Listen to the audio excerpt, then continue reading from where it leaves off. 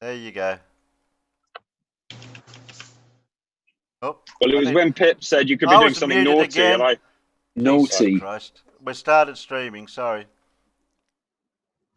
Hi. Well, we're Thanks for live. telling us.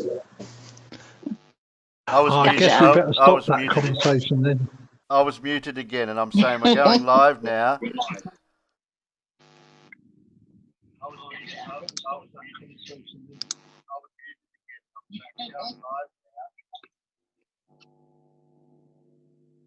So, do we need a recap on what happened on Jose's with the optics and? Yes, that would be just some recapping. That would be lovely. I missed the show. Okay. is that Channel X, who's an Yes, impersonator of Channel Q, and got me into a lot of trouble. Is it him? No, that's him. Naughty, naughty, naughty. That is moi.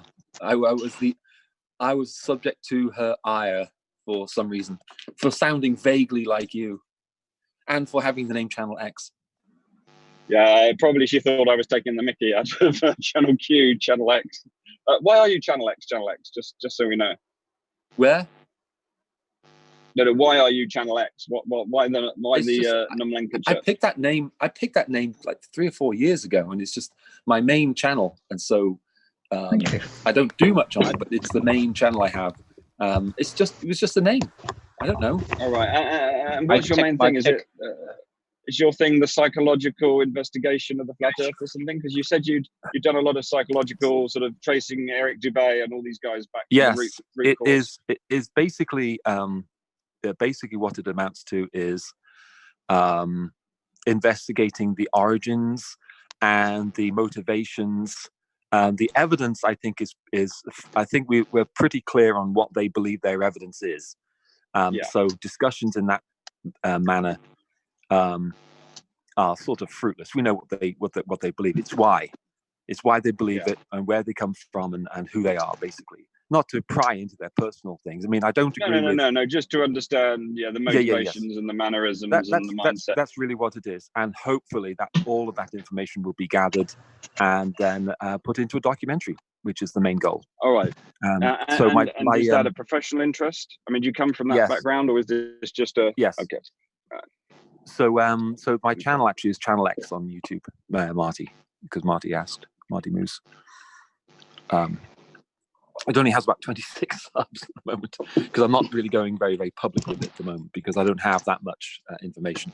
But that's why I'm interested in talking to Spurs and people like that. The problem is when I go into the flat Earth channels and even politely going in and asking questions, I just get banned. So it doesn't take very long. For just asking a question. I know. So the offer's there, Channel X. At some point, hook me up on Skype. Yeah. Yes. I think it's so. My email is toadyuk@gmail.com. Yeah. That's easy. Hit me up, and we'll do an hour on my clown file, I call it. So I've got a set of files on most of the flat earthers, and I've kind of done a sort of a breakdown of a number of the different types and motivations, and I'm trying to come up with a sort of strata, sort of phylum of who they are and what they are. But I'm sure I could. You may have all that information already, but I'm sure it would be of interest because I've very much so been interested in it for a while, and it's always good to share views and things that one might not necessarily know about bits of the history that one picks up. Right. And So definitely do that, and we can have a good Skype chat at some point that's convenient, nice. Preferably after work, of course. So I'm more available. Yeah, that would be lovely. That would be lovely. I was actually in here months ago, probably 6 months ago or more. Sean recognized my voice immediately. I had another channel then, and I'd forgotten that I'd used that channel. So I came in with this channel, and everyone said, "Who are you?" But I'd forgotten I used that other channel. Because what I did, of course, I went into the Flat Earth chats, and they deleted me. So in order to go back in, I had to create new accounts. So I didn't know. So you had to have a new identity, yeah. Yes, and be distinct, and disparate in approach, and just to see if I could get in and get information. And that worked. It worked wonderfully. So I've been able to find out a lot of really good things. I've spoken to Mark Sargent and all the big names. So it's been a lot of fun. So anyway, great. Thanks, Toady. Thank you. Someone's sneezing, I think, into the mic. Someone's Not being me. dragged to a hedge backwards. Not me. Oh, I might made a noise. That wasn't me. Okay, so who's going to do the recap on this optics that people were having a problem with?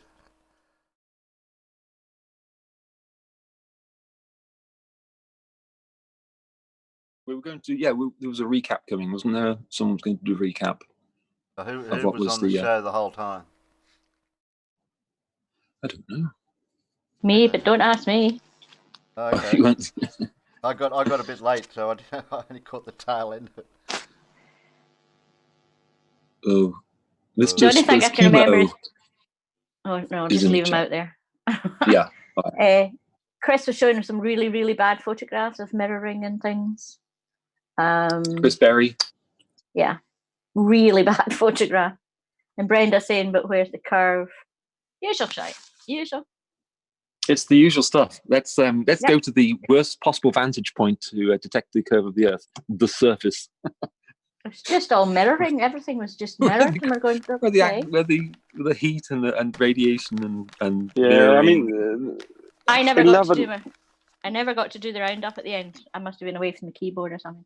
Yeah, but I just want to say, can we stop using Etherband? Brenda was using it. Somebody else was using it. Please, it's not bloody works.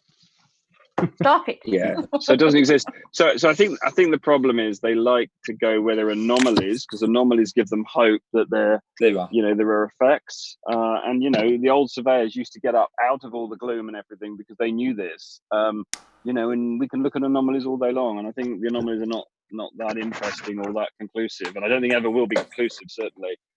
But I suppose it occupies people's attention. I think what happened then, because I came in at that point, it started getting very rumpusy. Because Flat Earth data came in, and then there was a lot of backward and forth. So it got okay, lovely. Yeah, got very testy. Then Rumpus shouted at Flat Earth data. Shields asked Flat Earth data if anger. Yeah, and then it became very problematic. Well, it's difficult it's kind of difficult at all, even if you have people that agree with each other, because you can't see people talking. There's no visual. It's not like you're sitting around a table in a pub. You can have conversations if you have the visual cues, but you can't see anybody.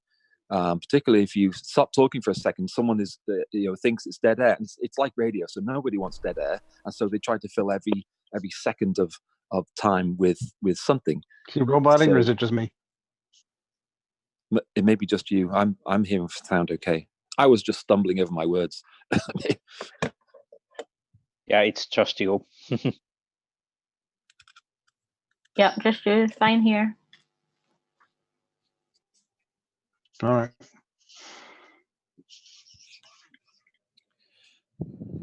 Small boat fallacy. Let's see. Rory in the chat says, new term, small boat fallacy. Yes, there you go. Yes, that's it. Stop wasting time looking at images of boats on the water. Yeah. It's just pointless. The atmosphere is the thickest. It's just the worst. It's the worst. So do you have Channel X? Have you interviewed Rory of all people? He's a really interesting one. If you've not come across Rory before, that's Rory is one of my very one of my number one people to talk to. He's quite well balanced, quite reasonable, very well balanced, always looking for very good things. Yeah, very good content. Yeah. He's terrific. So you should talk to him because he's come back. Yeah, he left Flat Earth for a while, but luckily he's come back. So he's always good. Good. That's good for us. Yeah. We're buttering your bread, Rory. We're buttering your bread.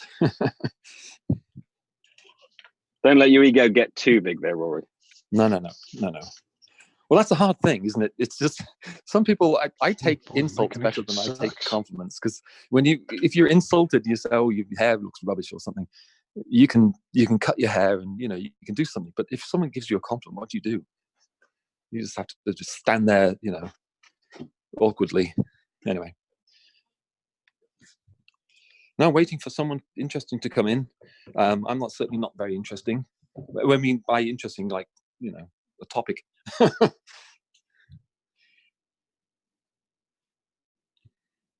I don't know if anyone else has a topic. They'll let you jump in and start. Well, I'm interested in going down these optics and area, because that's what I'm going to be looking at in the near future, about optics with actually zooming. So there was some looking at what in early on Jose's show, he was looking at optics as in lens for the lens of for viewing, but I don't know how that will help me with the zooming yet. So I think that's a separate aspect of viewing something at a distance. What zooming are you going to be doing, Terry? What's the what's going on? Well, I've been looking at the images that we get when we're always zooming in on the horizon, and how things are. I'm not a flat earther, so you obviously, but I'm only looking at how zooming affects what you're viewing at a distance. Mm-hmm. So that's all I want to have a look at. Not just. I mean, I always find I find it odd. It always gets that very wavy effect because you're looking for all the air. Do you sort of mean? I always wonder, is it the kind of camera? You know, do you really see this if you've got a very good telescope? Yeah, or the binoculars maybe. I mean, very good binoculars. Well, and you're looking at the horizon on if ships. If we can get a which I haven't got the camera to do it. It's only the people that have got the decent equipment to do something similar on land. It doesn't matter if the land's level or flat or whatever, but it has to be in the distance to represent looking at the horizon, where there's a ship going over the horizon. So I tried that when I got my new P900, and I did get a very similar effect. I've just been focusing on some trees that are on the horizon, basically, and there is a sort of, and I was quite high up, so there was probably a bit less of an effect, but it's something that I find quite fascinating, that we can't magnify almost beyond a certain point, or we can, but then obviously we lose, because it flattens everything out as well. That's the other thing that I'd noticed a lot, that the spatial distance between things, the further you're looking, if you're looking a very long distance, everything gets flattened together, or, you know, and I mean in the in the forward looking direction, if you imagine, not flattened up or down, or, not vertically, horizontally. So I don't mean in the picture frame, I mean all the layers get flattened together, if that makes sense. Yeah, it does. Yeah, that does. As somebody who has had a lot of experience with telephoto lenses, both on cameras and with spotting scopes and telescopic sights, as a competitive rifle shooter for about 40 years, there's one thing I can tell you: the better the quality of the lenses, the more of the distortion you will see. Exactly. So, yeah. I did a course to become an NRA shooting instructor for the NRA in the UK, and the guy who was teaching us was the wind coach for the Great Britain team in the World Long Range Championships. And this is shooting the close range match is 800 yards, and they go back to 1100. They go back to 1,100 yards. Gracious, okay? That's far. Yeah, and he took. It takes place every 4 years, and he took Great Britain to 3 consecutive championship wins, which kind of upset the Americans, because the Americans it had been a bit like the America's Cup, you know. They like to win. It was something the Americans won. Yes, but Americans are compulsive winners. They just want to win. Yeah, especially when it comes to shooting guns. But this was like early March, so it was like I think it was about 6 or 7 degrees Celsius that day, and there was and there was just enough wind that you would have thought that it was going to be homogeneous. and I set my really cheap spotting scope up, and you could see we just call it mirage. That's what we call it, and that's the rippling effect that you get from the differential heating across the ground. Right. And this was at 600 yards, and I could see the target quite clearly. I could see the sort of the lines drawn on the target, which are like 5 millimeters wide. That was fine, but there was no mirage. You were struggling to make out single blades of grass, but that's the sort of resolution of the telescope that I was using. He then got out his spotting scope, which was made by a German company called Zeiss. Yes, Zeiss lenses. Yeah. So we start chatting to him about it, and first off, he he's sort of fitting the eyepiece to it, and somebody says, "How much did that cost?" And he went, "Well, I got the eyepiece half price. That was £3,000."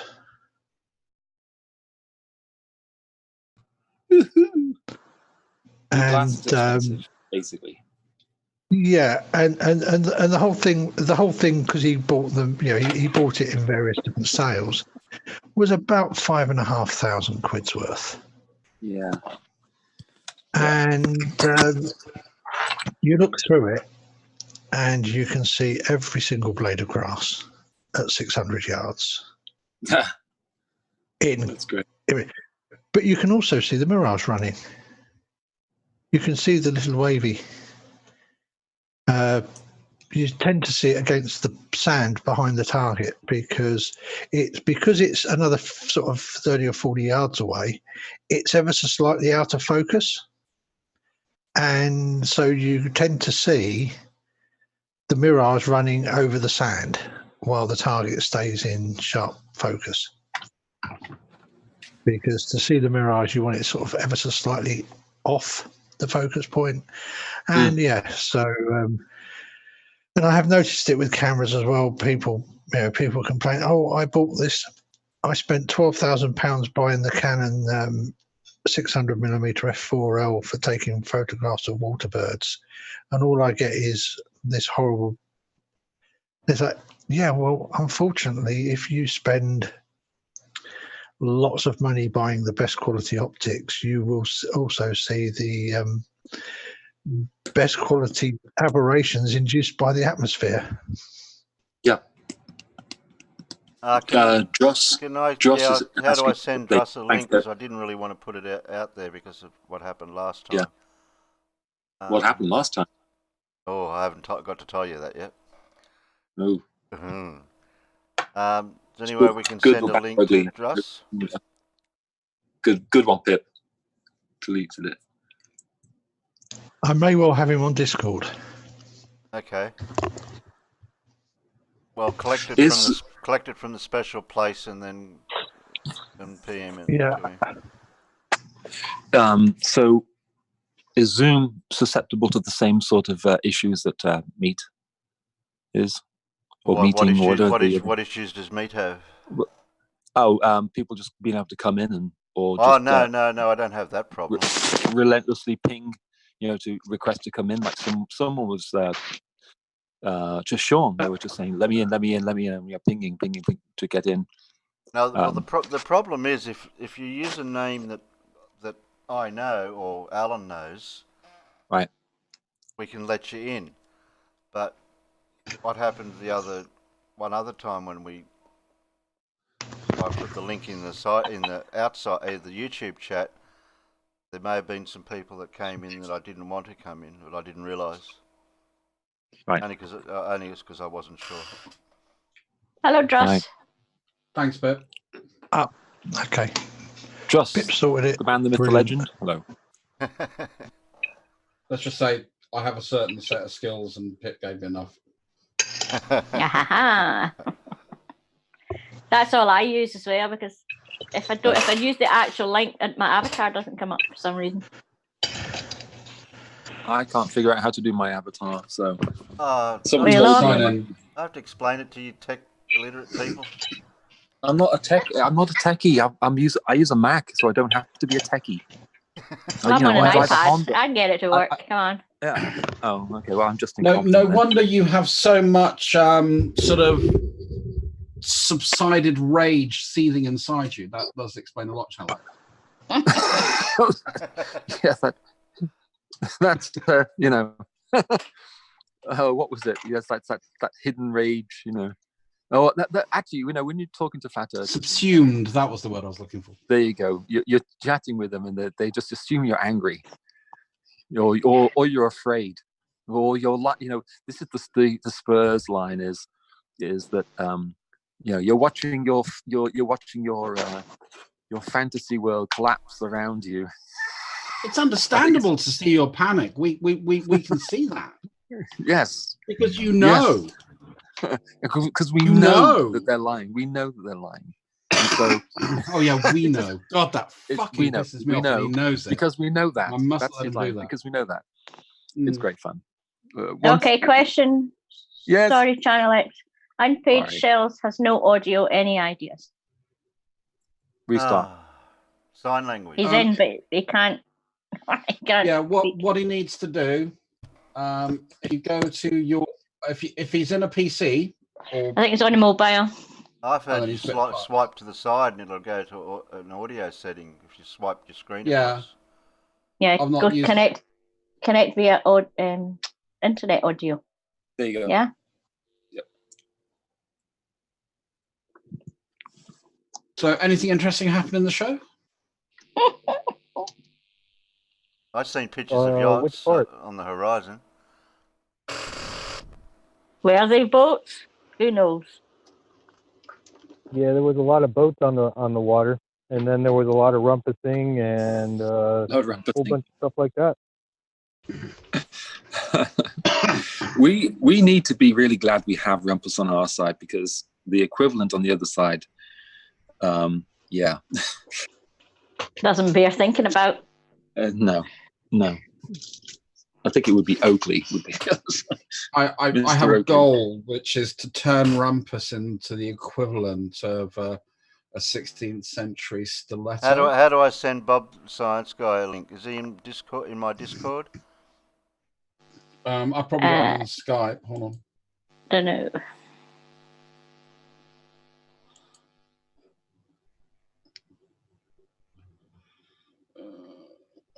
Quick question. I left the link in the meets meeting before you left Jose's, Bob. He wants us to post it in the outside YouTube chat. I have a quick question. What is GGTTH? So, he's from Edinburgh and he supports Hibernian, so it's something to do with football. Oh, it's a football. Come on, some the Hibs, the High Bees. Go local sports team. Okay. Go get them, the High Bees, or I don't know. He always puts it in there, but he's a Hibs supporter. All right. When was the last time? Type it in, Tam. Sorry. When was the last time that Hibs won an international cup? Don't start them. Scottish League? All right, how's this? That's a lot better. Yay, hello. We got I can't hear you at all. I rebooted my phone. Yeah, that's my joke, not yours. I rebooted my phone. I'm going to vote that we rename we refer to you as Reverend. Is that okay? I got you, Rory. Thank you. It's glory to the High Bees. Glory. Oh, there you are. So someone said you sounded like. Never mind. Have you sorted Bob out, or do you want me to put it out on YouTube? Well, he's not in, is he? But he says he's working, so he's in and out. So yeah, I'll put it out there for a few seconds, and then they can grab it. Yeah. If you don't use your real screen name, you're not getting in. There you go. Yeah. Change it when you come in if you like. Yeah, well, what happened the other day with I got a community strike. I was doing a stream, and halfway through it, the stream went down, and it was a community strike for something that we were playing, but our stream come back up again in a matter of 5 minutes, I think it was, and and when I checked back in the logs, it was a false flag from going by what they Gmailed me. So, and it didn't get affected my channel anything, so I didn't get any strikes or nothing. So everything's all good. But just goes to show you that people can just flag you for anything, and then for anything. Yeah. Guilty until proven. Yeah. Robert X in the chat says there is no gravity because reasons. There's an ice wall made of vanilla ice cream. Oh, I wish it was made of vanilla ice cream. I'd be down there straight away with me soon. Yes. Antarctica having a spate We're all going. of visitors. Can I have chocolate topping with my ice cream? Chocolate sauce, yeah. I'll bring the sauce, Terry. Unfortunately, it's too late because of the tens, if not hundreds of thousands of sailors that need to patrol the ice wall. It's now more like a lemon sorbet. Oh. Penguins. It's the bond penguins. No, you can still have chocolate sprinkles. Hundreds and thousands. Sprinkles are for winners. Yes. Hey, Bob. Sprinkles are for winners. Bob, yes, sprinkles. In Bob, coffee is for closers. In the UK, sprinkles are called hundreds and thousands. Mm-hmm. I don't know why. It's funny once you start saying to people what things are called, it just sounds ridiculous. When you drop and there's hundreds and thousands of buggers go everywhere. Oh yeah, that's hilarious. Can you check but you can just internal chat? It's fun to pick them up with your tongue. Wait, what did you just say? It's fun to what? If you drop lots of hundreds and thousands, you can pick them up with your tongue if you're very careful and not get too much fluff. Oh, it's a risk. That's my typical dating tactic. You had to ask, Channel X. You had to repeat it. Oh dear, I spilt there's hundreds and thousands on your dress. I don't think he was thinking of the dress. I think it was going to go on the rug. That's what my immediate thought was. Is Toady okay to come in if I tell him to try again? If he has tell him to start off. Yeah. Oh, actually, no. I want Toady to come in, and then we can prove that Channel X and Toady aren't the same person, because there is a whole, Spurs has dropped the no air pressure thing, and he's now actually saying that Channel X is a clone of Toady, or the same person. Dear. Is he? There's an ice wall between them. Yeah. That's a lie, I don't obviously. have a clone. I actually do have a to clone. drop off as soon as he comes in. That would be hilarious. Well, you want me to tell him that I'm closing down now? We're stopped. I actually did see. I got no problem with Toady. I was in London and I saw. I was riding on my motorcycle in London, and I saw walking on the street, I saw someone who looked exactly like me. It was the most bizarre experience of my life. It was this guy just looked exactly like me. But I couldn't stop. I was in heavy traffic, and I would have called the police, because if he looked exactly like you, that meant he was riding his motorcycle on the sidewalk. Yes, he was riding a motorcycle. Yes, actually. There's another reason to call the police, especially in this community, because giant steps are what you take. What? That was really bad. Yeah. That was really, really bad. Ancient police reference. Yeah. Okay. Walking on the moon.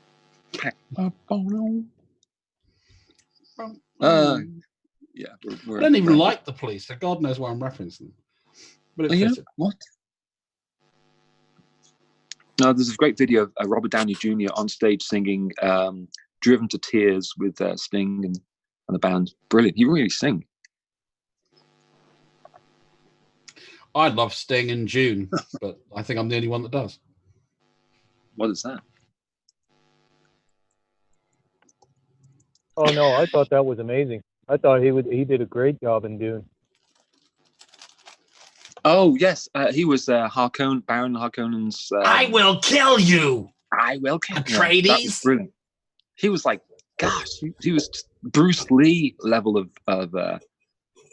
ripped. Yeah. Ripped. Yes. For about 125 pounds. Yep, that's what you get when you're 26. And doing a lot of drugs. Yeah, probably. Oh, there were all sorts of people in that. There was all sorts of people. There was Sir Patrick was in that. All sorts of people. Patrick Stewart. There was Freddie Jones was in it. Freddie Jones, with the great big eyebrow. That's awesome. Yeah, I mean, it was just a really, one I just love David Lynch anyway. I mean, I think. Oh, what a weird film! Yeah, I love watching clips of that. Just so bizarre. And even though you saw everything was visual, there was still left, a lot to your imagination. They would talk about things, and there was talk, that people would not soliloquy, but you'd hear their thoughts. I'm not sure what that term is, but yeah, internal monologue. The internal monologue. There you are. There's soliloquy, and there's also what did I come up with? Internal dialogue. Yeah, internal dialogue. An internal monologue would keep him busy through dinner all the way to dessert. Oh, I have a term, a snackwility, which is thoughts spoken while eating. It's not very good. Sorry, I'm trying to come up with a better one. I came up with a word. I came up with a word to describe my sense of humor. Snarkasm. Sarcasm. It's part snark, part sarcasm. Sarcasm.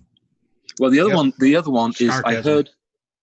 I like sarcasm. I'm writing that down. Sarcasm.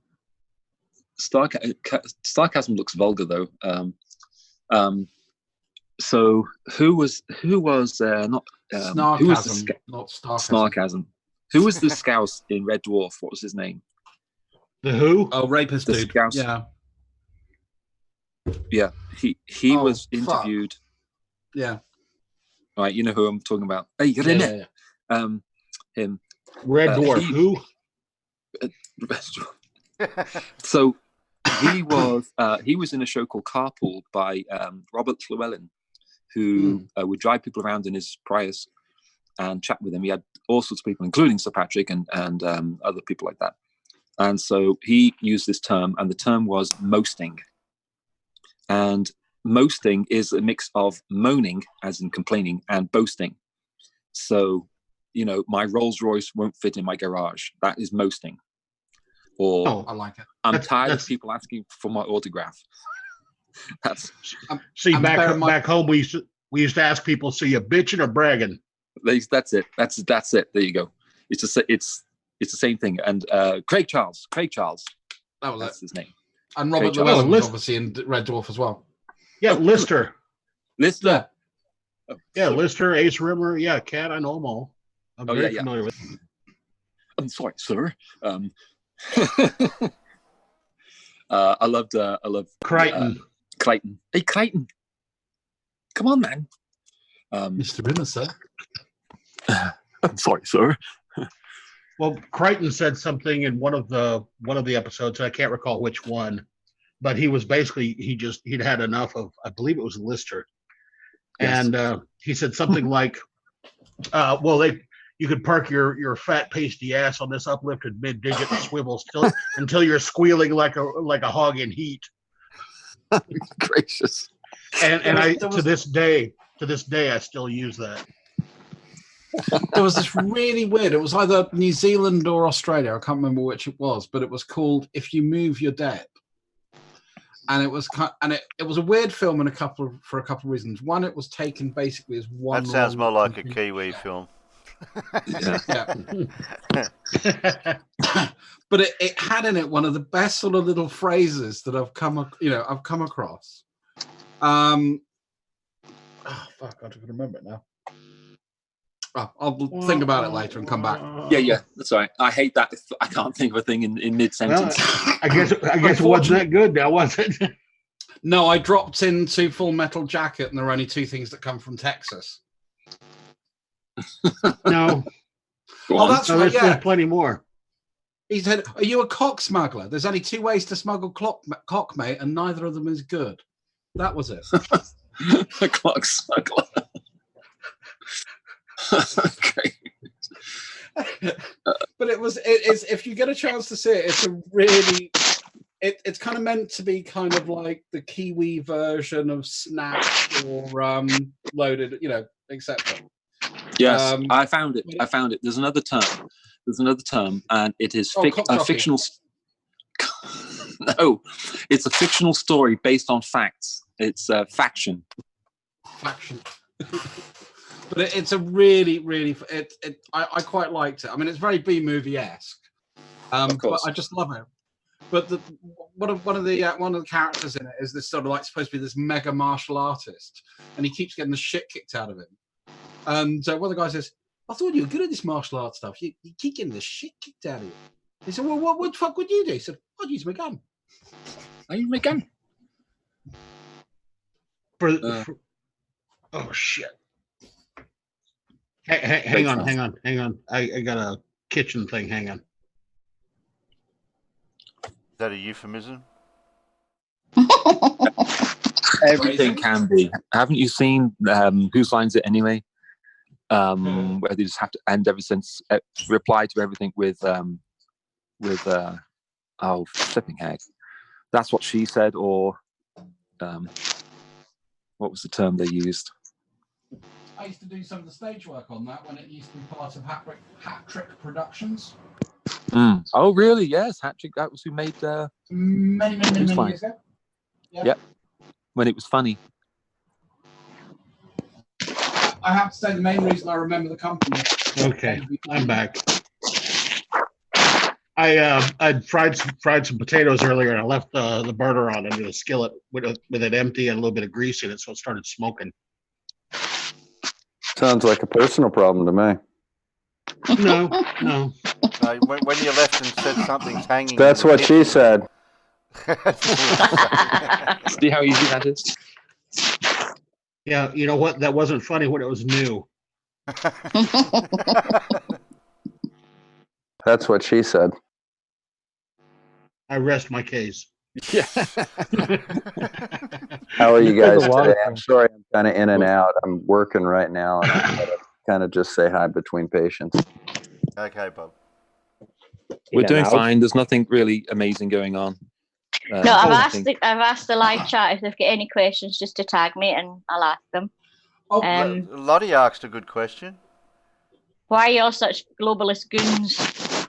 Because we're thugs, man. It's the thug life. Just ask them to look up the word globalist. I've actually got a quick question for Bob. Do you think we could do the Aristophanes experiment with tongue compressors? With tongue compressors? Absolutely. I did mine with a roofer square and a paint stick. Why couldn't you use a tongue compressor? As long as your measurements are accurate, that's really all that matters, or relatively accurate. Now, the one thing I did learn. How long's a standard tongue compressor? 7-8 inches. Oh, gosh. But my roofer square was 7 inches. The thing is, when I did it with blue marble, I found the error in measuring the shadow was 1/4 of an inch. It made no difference how long the stick was. And he had one that was about 72 inches long with a little nail on top of it. And he got a really good reading on it. I would think the only major thing that you would have to do is just, the only limitation would be how do you make sure that it's upright, and vertical and plumb. I'd use a plumb. Yeah, use a plumb, but I was going to use a flagpole because use that tongue compressor as a plumb, Bob. Just put a little hole in the top of it and dangle it off a bit of cotton. There you go. I'm actually designing a water level right now, and I think I'm going to build it this weekend. Oh, water levels, they're hard. They're hard. They're very technical. Yeah, they are, but I'm gonna Rube Goldberg it. I'm gonna make it as complex as possible. I think I'm gonna put some gyros on it. I found the term. It's if you know what I mean. That's what you say. Oh yeah, you know what I mean. So yeah. I want someone to say, "Have you got a plumb bob, Bob?" Yep, got a plumb bob, Bob. Oh, and if it's made out of lead, it would be a plum bob bob. Bob's plumb bob. No, Bob's plum bob bob. Yes, I'll have a tongue depressor if you know what I mean. I'll have an E, please, Bob. I have a built-in plumb bob, if you know what I mean. That's most old plumb bob. Most older guys do. You can apply that to anything. I'd like some vanilla ice cream, if you know what I mean. You know what I mean? Say anything. I think if we continue down this route, we'll have to change Dr. Bob to Dr. Knob. If you know what I mean. Well, you know what's so much fun is I was over at 24/7 Flat Earth Discord a few minutes ago. Yeah. And they can't find a Glober that can make it all the way in, so they're sitting down arguing back and forth, giving globe proofs to each other, just for fun. It's hilarious. They banned everybody. That's why. Well, yeah, watching them try and discuss globe proofs, in a mocking way with each other. Yeah. Where's your bottle? 24/7 might be the longest I've ever been on a flat Earth server without being kicked.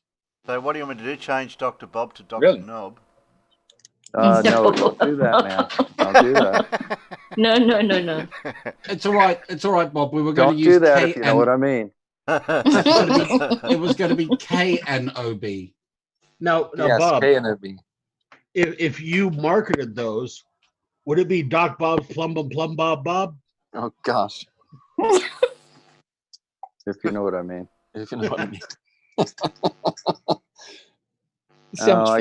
Let me see if I can stomp out diseases and save lives here for a minute. Hang on. I think we should call you Plum Bob because you're a straight up guy. Plum Bob. Oh, that's a great way. That's such a great way of putting it. If you know what I mean. He hangs. I don't know. Never mind.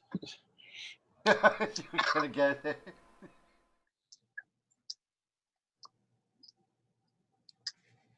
So we got a topic, or we just kind of rattling? Yeah, we're just riffing. Well, okay. We might have questions from the chat. I'm doing the show for Alan. Alan hasn't said anything yet. Guys. Let's take some more chat questions then. Yeah, give me what you got. You know what I mean. Interesting. Spurs is in After you have the chat questions, I got a couple of questions for you guys. I was wondering if you could help me out with something. Cool.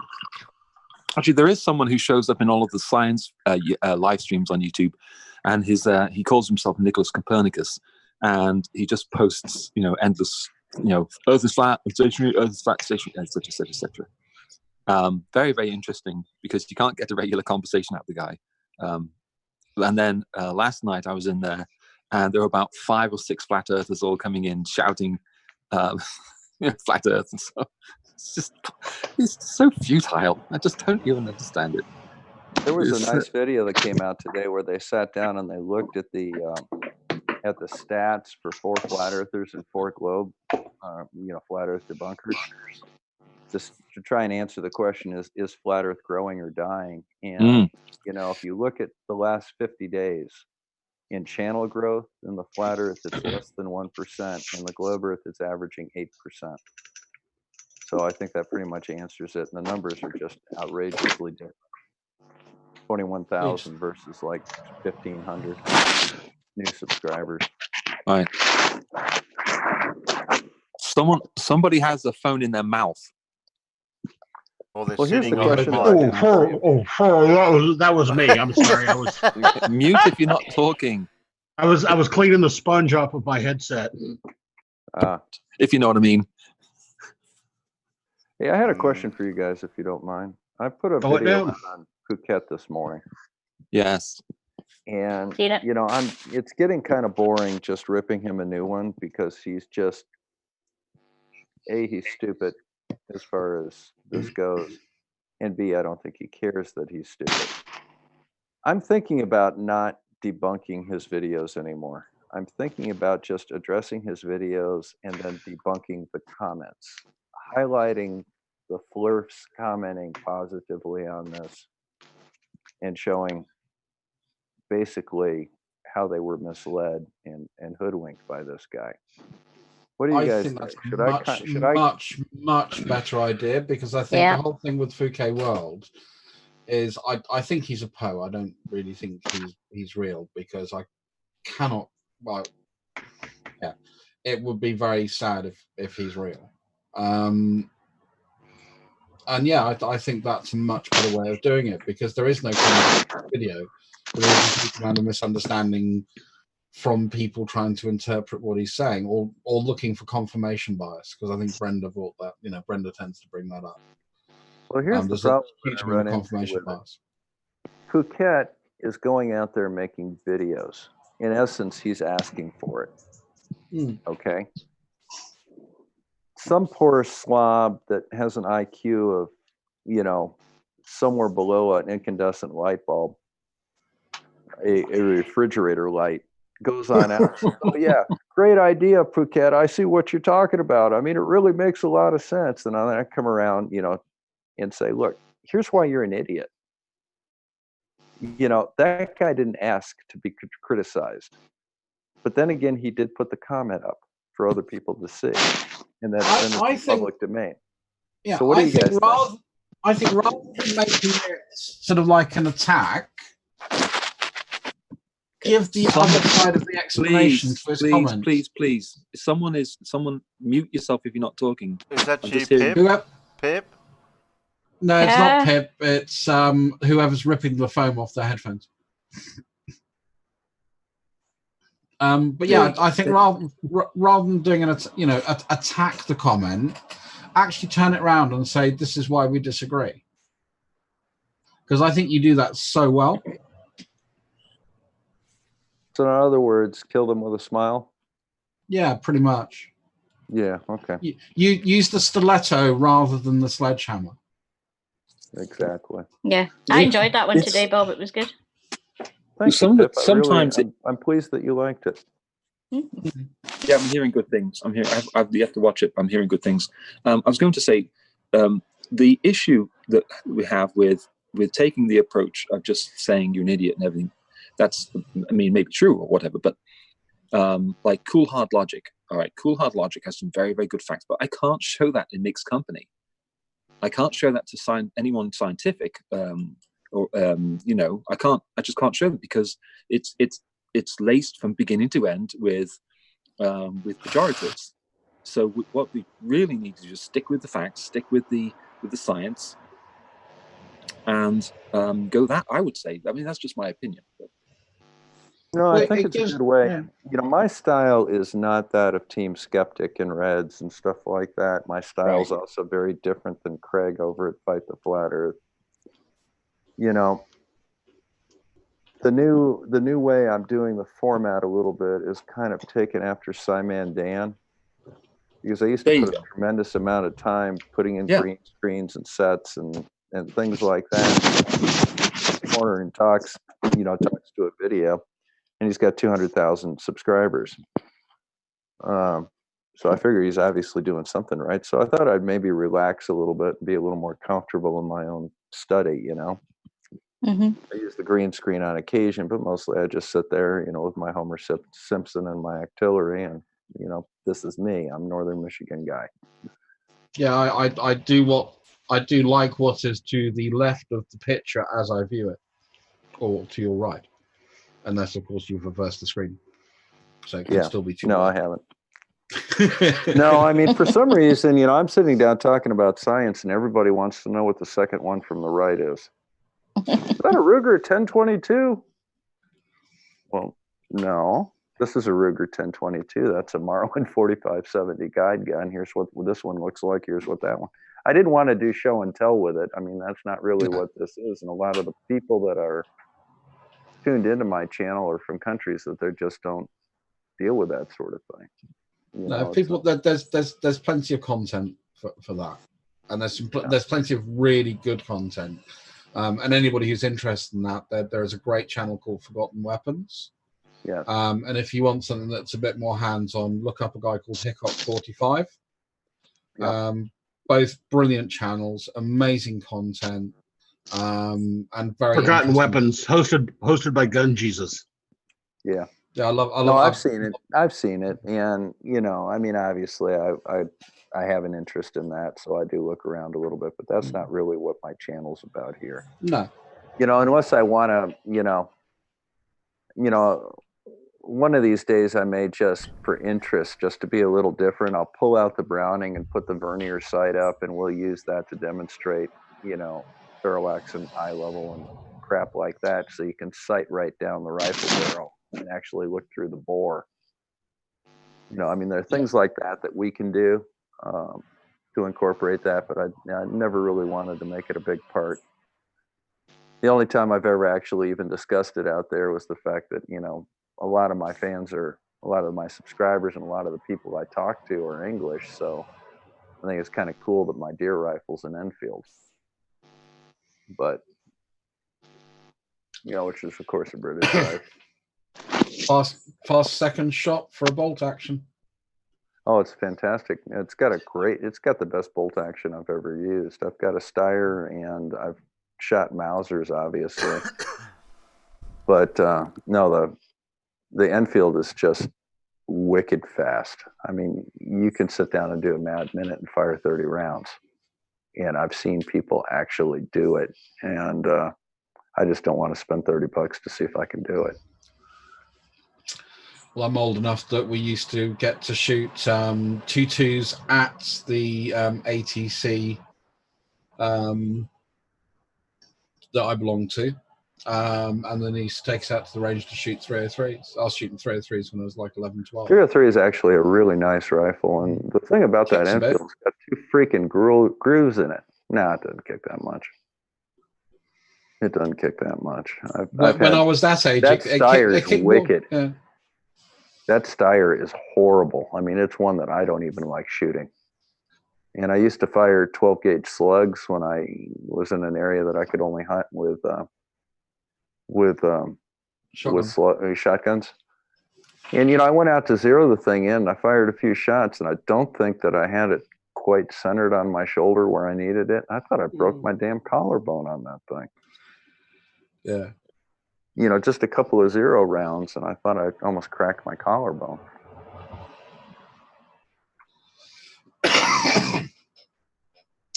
Now, always like a heavy shotgun is a beautiful thing.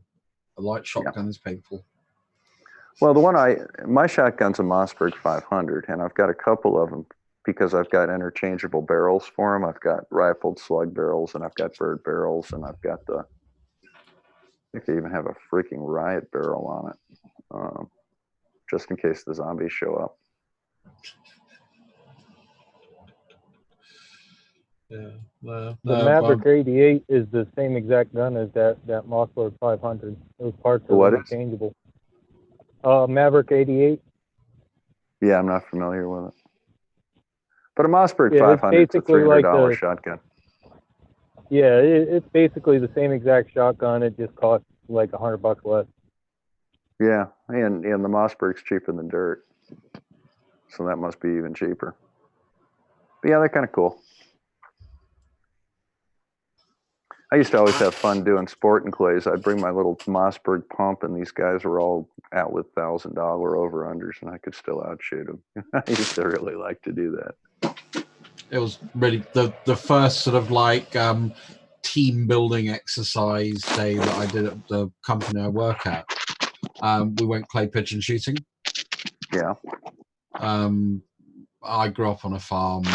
I like guns. I've shot, not a lot recently, but I'm okay. And plus the fact, obviously, it's baby clays, so it's not like they're doing hard clay shots. They're pretty close, and they're not doing particularly difficult angles. Mm-hmm. And I think in the day I missed four clays. And I was halfway around, and the guy said, "Oh, do you shoot a lot?" And I went, "No. But grew up with these things, so not a problem." But yeah, it was quite funny because it's nice to see that even after a few years, you're not losing the ability to think through.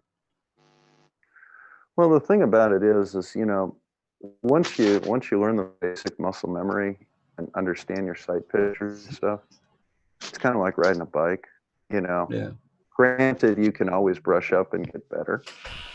And if you've got a tournament coming up, you might want to practice for it. But in a pinch, hey, Drews, you want to go pheasant hunting this afternoon? Yeah, sure.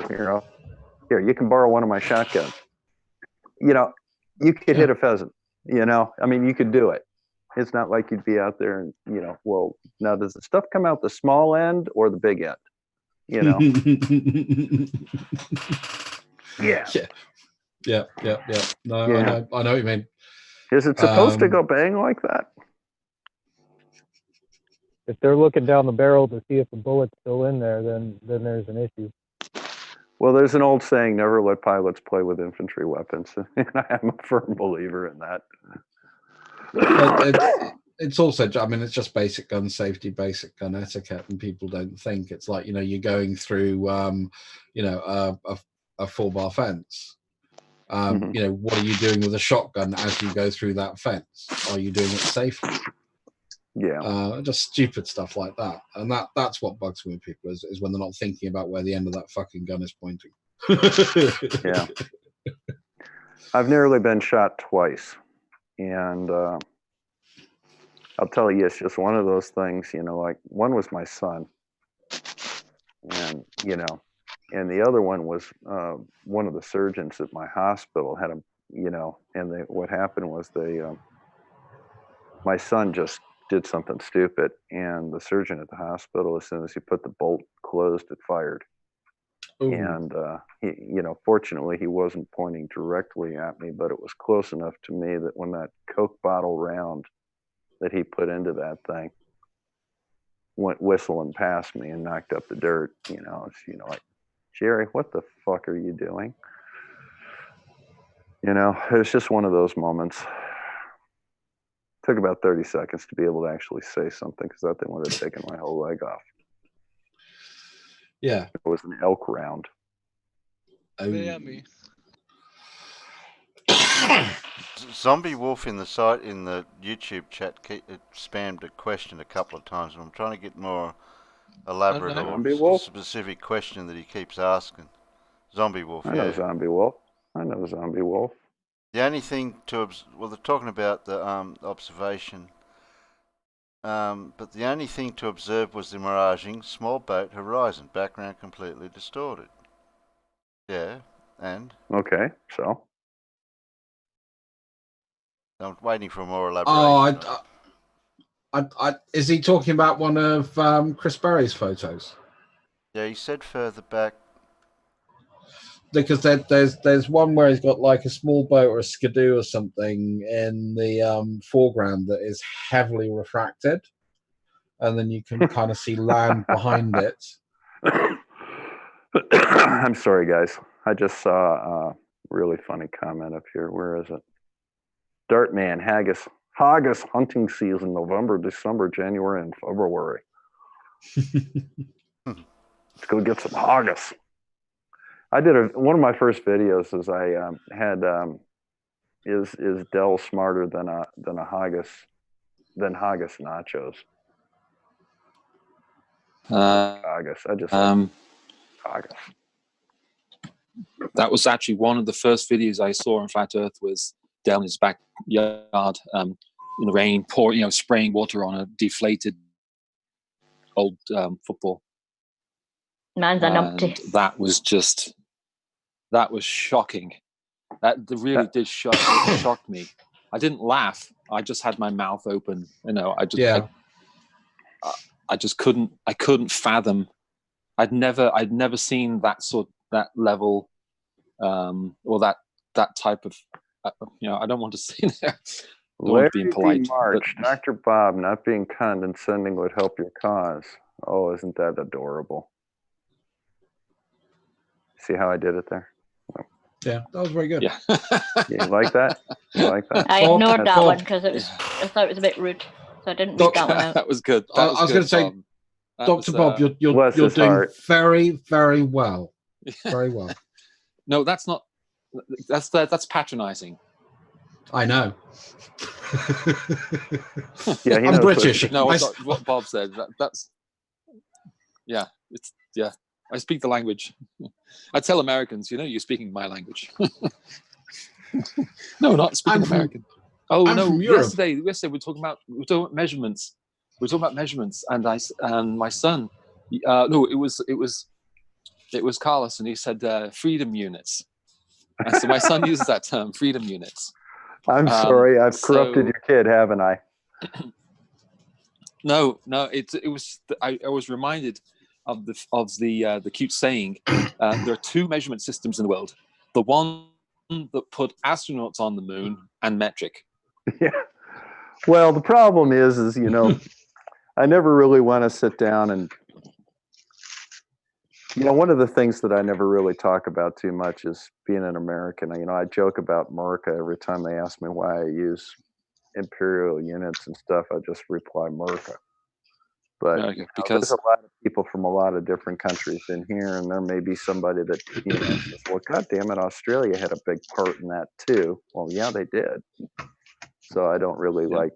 I don't like to make. I don't like to be in a position where I.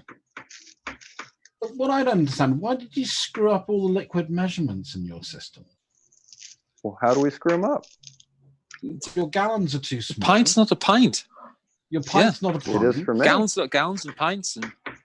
Well, it is for me. I'm sorry. American pints. It's not very impressive eating a gallon of fucking American ice cream. Eat a gallon of fucking British ice cream. Then we'll be impressed. Well, the thing about it is like we have gallons, and then you have gallons, but you plus them. You give the Disney, you give that Disney and plus it. But wait, there's more. It's an imperial gallon. See how that came about was when you bastards were trying to shortchange us during the war, or just before the war. That's what pissed us off and basically made us say, "Fuck you, George. We're out of here." Yes, and how badly that because we could see our colonial gallons were smaller than your imperial gallons, and that's why we left. I mean, let's face it. It was very nice of us to send all of our money on holiday to America at that period of history. We love it too. We love it. Well, wait a minute. Didn't Australia start out as a penis colony? Wait, I heard that. What? You wouldn't accept our currency. We had to give you gold. That's right. Yes. I said, didn't Australia start out as a penis colony? No, a penal colony. Never mind. Yeah, I know. I heard it. I heard it the first time. What? Were all the people sent to Australia? Do you have a criminal record? Is that still required? No. I think they just have to be able to play the piano, according to somebody else. Well, I was going to see if I could format a letter to the Queen and ask her when is our time served. There you go. I was going to Animaniacs in the 80s or 90s, and there's a video of Animaniacs and all the innuendo that's in that. Children's cartoon, and they said, "My name, I am Ludwig van Beethoven. I am a concert pianist." What? A pianist. Oh, good night, everybody. That's like, what? What's that? Hello, nurse. Cartoons, they ain't just for kids anymore. Pianist. Short little guy. How does he need to sit on a phone book to get to the keyboard? Obviously. Well, if you know what I mean. Good. If you know what I mean. Yeah. So about those questions from Never chat. Oh, okay. Let's do it. Seriously? Okay. Go on. Carry on. There's nothing in the chat. There's nothing in the chat. I guess it's apropos. Come on, there must be someone in the chat that wants to condescend to Dr. Bob. Or to a dumb taxi driver or a retired taxi driver. Or be condescending to Dr. Bob. Or to a dumb retired taxi driver. Want to ask driver. me about the independent variable? If I hear that term again, I'm going to vomit. But of course, time can't be an independent variable. It's painful. That's because we can't manipulate it. Because it's not an independent variable unless I personally manipulate it. Because who manipulates it is more important than the fact that it changes. Of course. Oh. You guys, do you think we're done with Anthony's thesis yet? I think he was. I've forgotten all about that. Yeah, I deliberately, I decided not to do anything on that, even though everybody wanted me to, because it's just it's too humiliating. It was pathetic. I think everyone's I think combined effort, everyone's covered bits and pieces of it. Yeah. So who was it? Miles Davis did a nice job with it. Yeah. And who was the other guy that did it? Alexander something or other? Wasn't there Alexander's Ragtime Band? No, there was another guy. Geoscriber. Geoscriber did one as well. Yeah, Geo, the German fella. Yeah, we had a go. We had a go of it, but we only got about it. I don't think we got very far into it. Page 11. Page 11 we got to. I would actually just reject it purely on the layout, formatting, and the way the document's been written. Before you can get to the content, because the content isn't actually in a meaningful. It's not meaningful for an academic document. Well, for what it's worth, my chemistry ex, she reviews a lot of doctorate theses and masters and bachelorates, that sort of thing. And I asked her about, with the number of mistakes in this, grammatical, spelling. I just gave her the numbers. I said, would anyone take this seriously? And there was a pause of about 3 seconds. And then she just said, no. The only way you would get some sort of pass to say some of the spelling and a little of the grammar is if you're a dyslexic student. So there is a criteria where they will take certain factors, but there also is training for dyslexic students on how to write theses. I'm mildly dyslexic, not terribly so. It's only manifested itself in small ways, but I figured out ways to get around a lot of it. When you live with it, you adjust and you adapt to a great degree, but it still leaves room for error, and I can admit that. Now there's Larry in the live chat. Says he asked Riley to search for time as an independent variable this morning on his live show. He did, found some references, and proceeded to say that they were all wrong.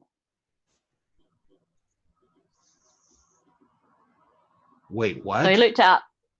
He looked up independent variable, time as an independent variable, looked it up, found some references, and then said they were all wrong. Awesome. For reasons. No idea, didn't watch it. This is Larry. I have no reason to doubt him. So regardless of all the grammatical errors, the paper just isn't well written at all.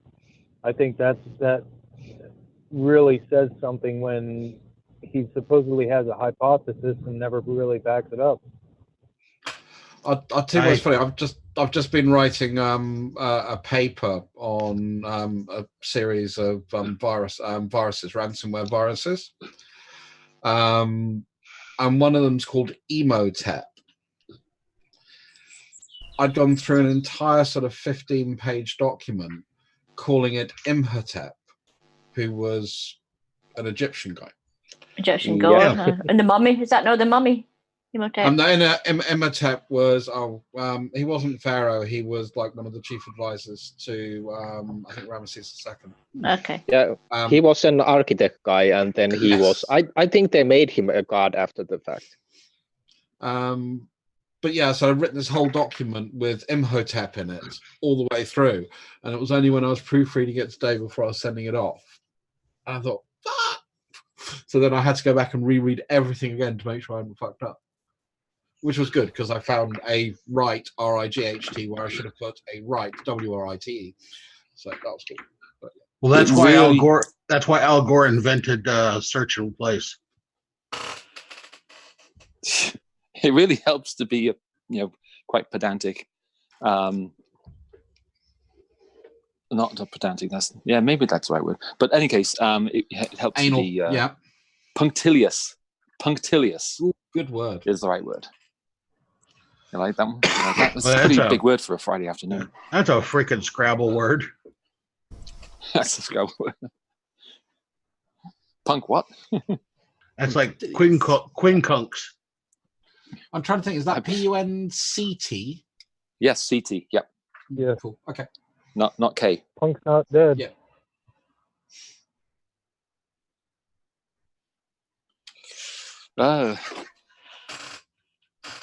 Yeah, punctilious with a K. Anarchy in the UK. Well, that sucked the air out of the room. Big word. Punctilious. Nice. Yeah, I do like good words. It's fun to say.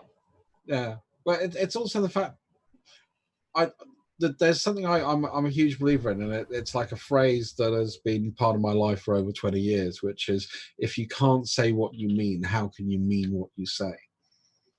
I like that. I really like that. That's very profound.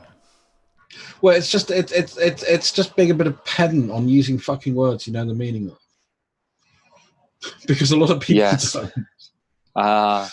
Yes, I catch Craig like the flat Earth. He's so many mixed metaphors, and if you watch his videos, so many just these little things he says just my pedant brain just goes. But you gotta forgive him. But you gotta forgive him for the simple fact that he's marching to the tune of a different kettle of fish. There was a pre-supper that I used to fence with. Sorry. He's beating around the bush with the wrong end of the stick. There was a pre-supper I used to kind of like fence with on occasion, and he used to use, and it used to bug the shit out of me. He used to use the word criterion for multiple things. Oh, right. So criterion, where he should have been, because he thought it sounded cleverer than criteria. Right. And I kept pointing out, it used to drive him batty. I said, I don't think you mean that, Darth. He said, what? And I said, well, you've given me 3 examples and you've called it a criterion. And he went, yes. And I said, well, wouldn't that be a criteria? Because it's more than one. Criterion is a singular. Yes. And he so I'm sorry, maybe I'm just being pedantic, but, it is my language and I do like to hear it spoken properly. Well, and that's one reason I go on about theory versus assertion, conjecture, that sort of thing. I tell people this story. I worked a particular place for about 4 years, and there was this one lady. It was actually a large factory, and this one lady. It was about a week before the place closed, and she confessed to me she didn't really like me, and we chatted for hours and hours and hours, in those span of 4 years, and she she said, I really actually don't really like you. I said, well, why? Well, she says, you use all these big words. You talk down to people. You sound like you're talking down to people using big words. And I said, I apologize. I really didn't know. I just, it's part of my upbringing. I just like to be concise. And she says, there you go again. I'm like, oh no. Oh dear. Okay. Yeah. I think I see the issue. I think I see the issue. And I catch crap for using words that are semi-archaic. Yes. It rather than saying, is this effective? I'll say, is it efficacious? Yes, exactly. Because you've Lily the Pink, right? That's where you got that word from. Because they use that word in that song. What song? Lily the Pink by Lily Scaffold. the Pink.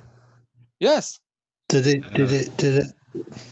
Let's raise a drink to Lily the Pink, savior of the human race. She invented medicinal compound, efficacious in every way. That's part of the chorus. I mean, they use the word efficacious in a pop song. Yeah, I'm sure whoever wrote that was taking part in some sort of bet. No, it's just words they use. They use words like that. Haven't you ever played Meeting Bingo? Yeah. Some people did. Yes, my grandpa would use big words like that. Yeah. Anyway, maybe just people I knew. Oh, anyway. But of course, there are still people who like to use archaic words like Aether band. Or ether at all. Yeah. All three of my daughters also tend to use semi-archaic words as well. So I'm glad I passed that on. Yes, it is good. So, and some of them come back. I've noticed that sometimes people use words and then they use specific. They use the word in England. If you have to do something, it's compulsory. In America, if you have to do something, it's mandatory. So, if you use the word compulsory here, yeah, we use them. We use them both actually. Oh, do you? Okay, Yeah, I just we do mainly I've heard sometimes. mandatory. Yeah, it really depends on who's mandatory writing. fines. Right, mandatory fines for speeding. Yep. Is that? Yep, and also compulsory fines for speeding. Oh, do you use both as well? All right. Yes, I they're need to pay more attention. pretty interchangeable. Actually, Okay, compulsory and mandatory, although very synonymous, do have slightly different meanings in the English language. They at do least have slightly originally. different meanings. Yeah. Yes, they do. Mandatory is based on a mandate. No shit. Right. So compulsory on a impulse. Compel. Compulsory. You compelled. Compelled. Yeah, it's the verb. What is it? Yeah, to compel. It's the etymology of the words. Yeah. So you Not to Well, be if we confused. had any flat earthers in the chat, we lost them. Not to be confused with entomology, which is study of bugs. Etymology, Right. entomology, yes. study I always of get ents. those two mixed up. But yeah, It's if the you look study at of- study of ents. mandate probably comes from the Germanic, and compulsory probably comes from the Romance languages. That would be my guess. Right. I mean, what most people call an umbrella, I refer to it as a bumbershoot. Oh, what? A bumbershoot. It's an old, outdated term for umbrella, and that's what I call it. Just for the simple fact Bumbershoot. that it confuses people. We say brolly. Yeah, we say Okay. brolly. Yeah. Bumbershoot. Here, I'll post it Spider inside chat. Yes, I want to see that in text. So there used to be spiders used to be called cobs. That's why they're called cobwebs. And the old term for spider was a cob. Okay, cobwebs.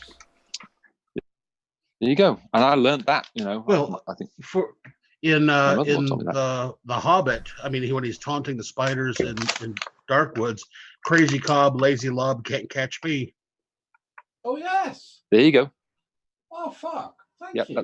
that was the old term for speeder. I like that. Speeder. I did not know that. Love learning. I love learning stuff like that. Well, you have to remember terms. Tolkien was an English literature classics professor at Cambridge, at Oxford University. He was also a translator from Old English as well into modern English, and especially Anglo-Saxon English. Yeah, that's why he wrote 8. That's why he created 8 different languages in detail. In detail. I mean, there was 3 versions of Elvish. Yep, Tangwar, Sylvan, Quenya, something like Quenya. Yes. Sindarin. That's the other one. And Tangwar. And Talari. Yeah. And then there was Then there was the Dwarvish runes. There was Dwarvish. There was Black speech. The speech of Rohan. Yeah. Which actually is languages of humans. Yeah. Yeah, I mean the language speech of men. Yeah. Oh no. Yes. No. The Puckle men of. Oh yes. You know, I just had a thought that would be really kind of fun to implement. What's that? Let's all learn the language Tony Poca. What? Tony Poca is a language that's got like 125 words in it total. Oh and yes. we use that to debunk the flat Earth stuff. Okay, And just 25 words. All of us learn the language so that we get to the point that we can speak it quickly, easily, fluently, and then just pick a day, and then from that point on for like a week, do nothing but debunk in Tokipona. I've never even heard of that. Great, that's awesome. Tokipona means good language or good speak, and it's Toki. In what language? Tokipona. but it's spelled Tokipona. You're making that up. I am not. Look it up right now. Do it. Okay. It's a language that's been around for years. Yeah, I have heard of that. That's very interesting. And the beauty of this language. I've heard of Esperanto. The beauty of this language is its simplicity.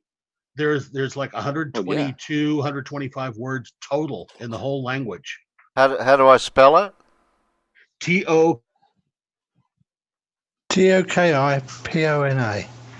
Two words, yes. Although I typed it in as one word in Google, and it was still the wiki article is still the top. It's still the top result.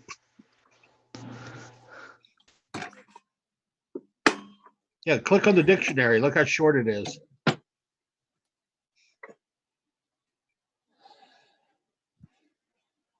Okay, just scroll down. It'll be done fast. Now keep in mind, this is the entire vocabulary of the whole language.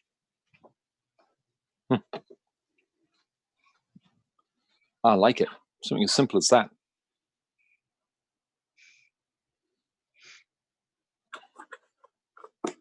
Keep scrolling. That's it. There you go. That's the whole dictionary right there. Wow. Because we're not going to use unpar very often. Not with the fluffer. Unpar, what does that mean? Unpar. Okay. Does that mean evidence? No. Means sphere? No. Nothing to do with we should all just learn it, and then on a chosen day, without any fanfare or anything, just switch over to Tokipona just to mess with their heads. Just to mess with their heads. I love it. That's a good idea. Yeah, you can pick out. What's it mean? Words what's that word mean? Do I have to read it? To have sexual or marital relations with. No. And then the word below it, utu. How do you have a whole language? How would they describe like snow? Is it cold? That would be white water or white solid liquid. Right. So you'd have to use compound phrases and stuff to describe one. Of course. So instead of snow, you have to say 2 or 3 words. Exactly. But it still ends up being more simpler. It's certainly not more efficient. Well, from perspective, we're just going to have to say tawa now. So anything to do with going to, toward, for, from the perspective of, moving. Oh, well, tawa. Sun, brightness, radiance, light source. Is that language a contrivance? Is it a yes? Or is it yes. like Esperanto, or is it real? Oh, it is. Okay, I thought so. It is an artificial language that was created by a linguist who had and I can't remember the exact story, so I'll just make some shit up. She had something like a really bad tonsillitis and cold, so she was out of commission for like 6 weeks. So she wound up just creating this language while she was laying in bed. Oh, interesting. Yeah, Klingon is the only language I think that was fully developed in Trek. So we live on a cyc. CK. Oh, CK. Okay. So it is Latin. It's Latin based. It's based on Latin and English. I've actually seen a report where they did a breakdown of the roots and or origins of these words, and many of them are English. Some are French. Some are German. Some are Spanish. Very some cool. are Chinese. Very cool. I spotted a few Finnish ones in there. Oh, really? Yeah. For example, nose is nena, and it's nena in Finnish. There you go. There you go. And nena means a bump or protuberance or something that sticks out. Mm. But if it really were to be that a language was to actually be used, it would expand quite quickly. People would create new words for it. Have a good one, Bob. Yeah, Bob. Take care, guys. I'm all done with the day. I've got to head up to the UP. Yeah, have fun. Have fun then. Be I safe. gotta work this weekend. All right. Enjoy the drive. Yep. Yeah, Enjoy the it's gonna be a snow. beauty. 6 hours. Nice. But it's not about creating new words. It's about being there, using. done that, Bob. It's about using those words that are already there to convey the meaning. That's the point of the language. Oh, I see. Is to be as small as possible. Right. Yeah, I see that. So And get it. So there you go. A lipu ma is a flat earther. Mm. Yeah, lipu. And then ma would be ma, as in. Yep. But I've really wanted to learn Tokipona, and it's easier if you have other people to learn it with. Mm. So a window would be a light door. What's that? I mean, I'm just imagining. I'm using these. I can't see all of it. The words actually on the left are obscured. Window would be something like transparent wall. There you go. That's it. Or a transparent door. Right. Yeah, get it. Yeah, it makes sense. No, that makes sense. That's very interesting. Never encountered that before. Oh, you can't see them on the thing. Oh. Yeah, you can't see them on on YouTube. You see them internal? Let me see. Actually, get my phone out. See what? I'm sharing it internal, so. Yeah. Yes, you can, but it's small. Terry, I can see it now. Cassie, Kalama, Kama, Kili. Yeah. Actually, chaps, I'm going to have to bow out as well. So I will talk to you soon. Thank you very much. That was fun. Have your secretary get a hold of my secretary. I'll watch. Bye, Channel 8. Bye, man. Bye. Take care, everyone. Au revoir. Bye. Later, potato. I'm eating my dinner, so excuse me for a minute. I just finished off a nice shot of rum. I had sausage casserole and mash. Well, now I can go and make my cup if somebody can find the fork. Yeah, go on. Host me then, and I'll mind the fault. Oh, you'll be right without that. Oh, you want to mute people, do you? Well, I don't think I actually need to worry about muting people, but it might be handy to be able to let somebody in. Oh, yeah, while I'm gone, yeah. Okay. Yeah.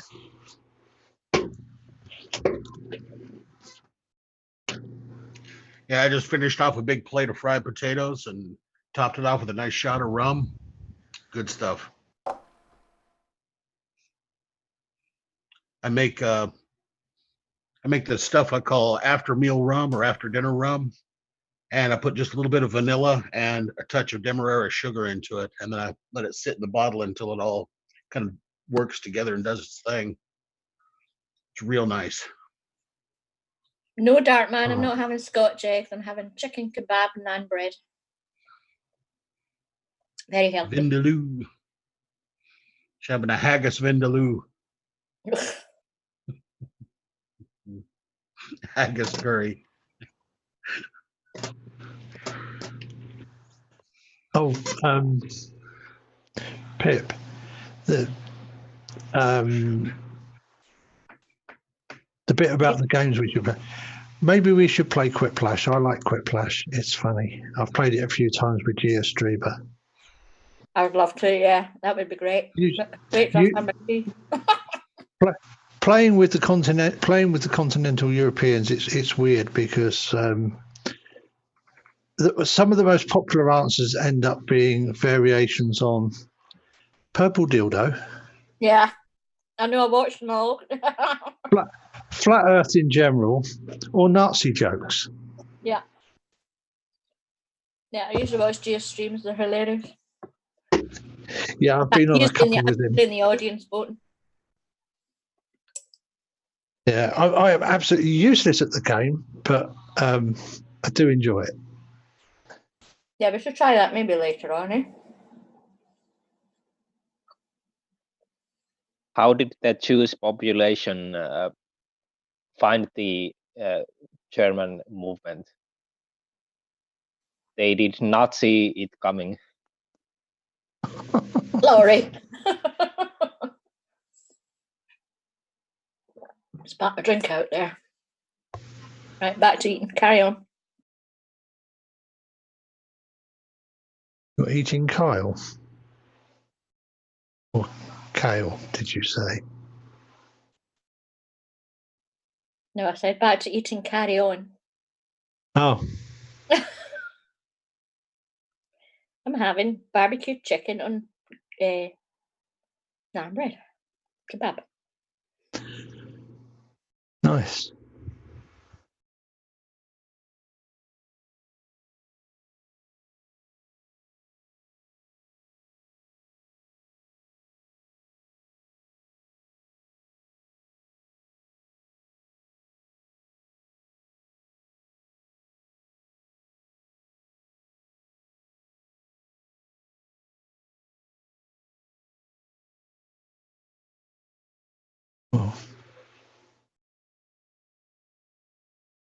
Seems to have gone a bit quiet.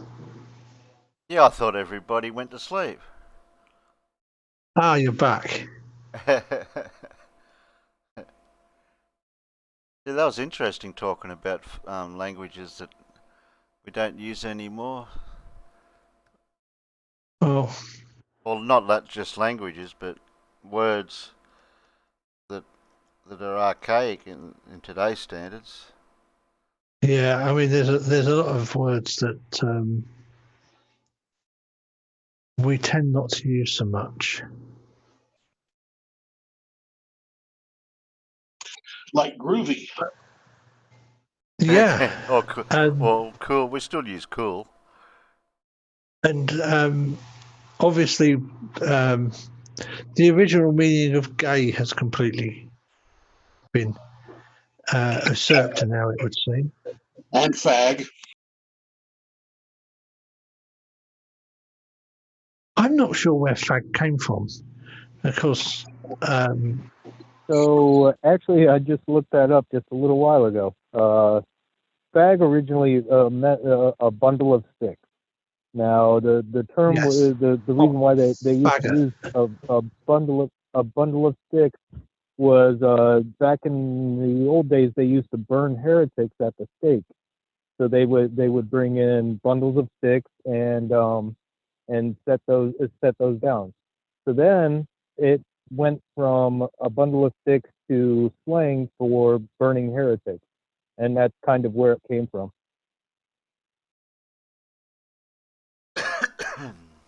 It's also a cigarette in Scotland. So you're going for and a fag. the rest of the UK. Yeah, going for a fag. Yeah, we say fag. A friend of mine, Army Catering Corps chef in the 70s, went out on the big exercise they do in Canada, and he was able to pop into the local town, and he went into a shop, and he walked up to the counter, and he just went, "Got some fags, please," and got some tittering from the girl behind the counter, and then it was like, "You must be British." Yes, we've got some cigarettes.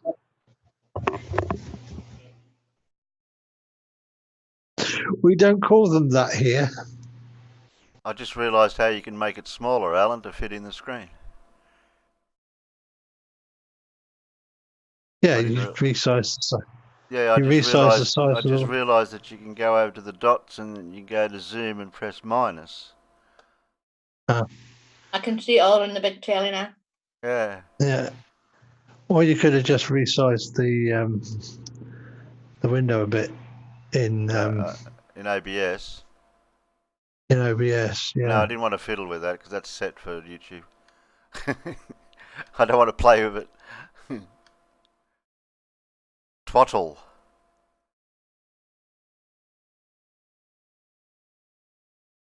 These are English words.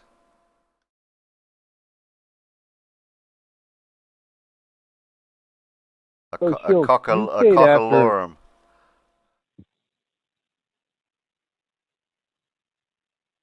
The guy that has a short man syndrome.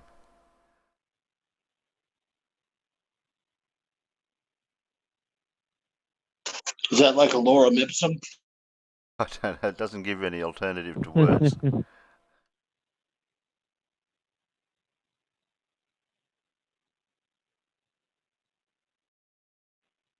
Beef witted. So Shills, you. Sorry. Oh, that's all right. Shills, you stayed after a little bit longer than I did in that hangout with Rumpus and everything. Was he? I mean, I thought I made it quite clear about what was happening with him, and I'm not sure if he understands it. Did he finally start conceding?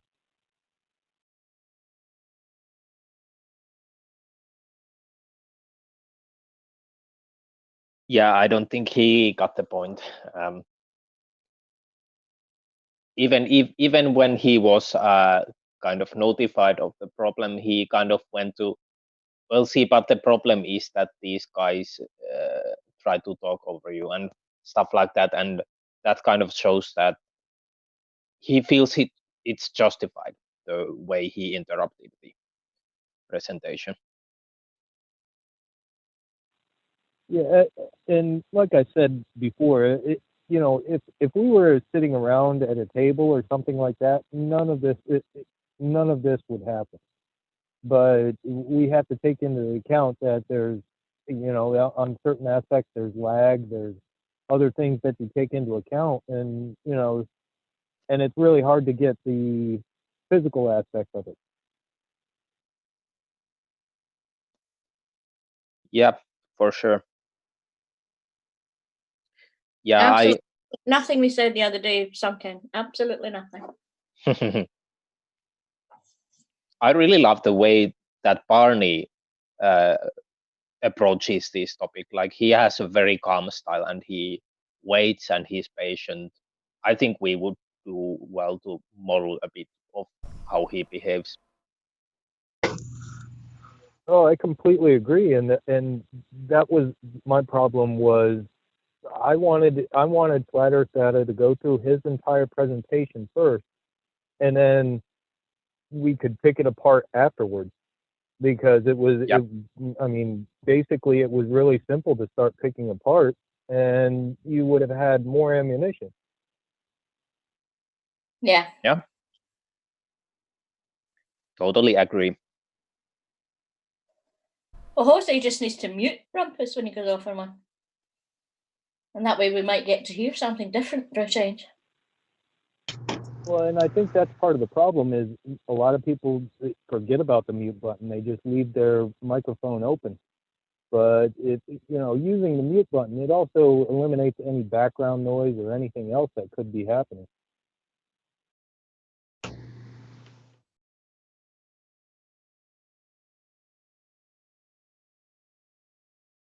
Yeah, I forget sometimes, not during the important moments, like when I was taking a dump just now.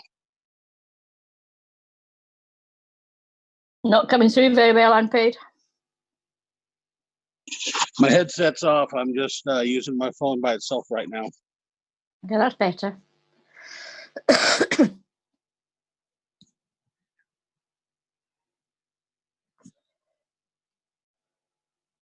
I've seen a good comment in the chat there. I'm going to leave for a few minutes, and if if everything's still going when I get back, then I'll go ahead and jump in again. But I got a jet. Okay, cookie. Okay. Okay, later. See ya. Later, potatoes.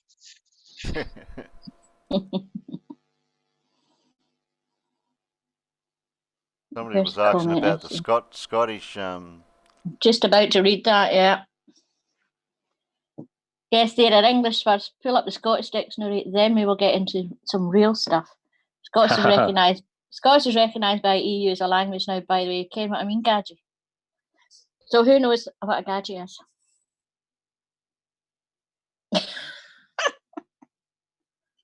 Mo and get Scottish dictionary on the screen. If you didn't prove your sassing ass.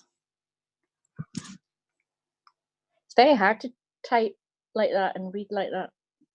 It takes me longer to read that than it does proper English.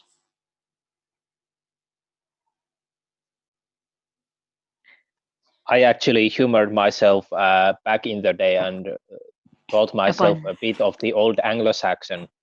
I still remember a part of one text from memory.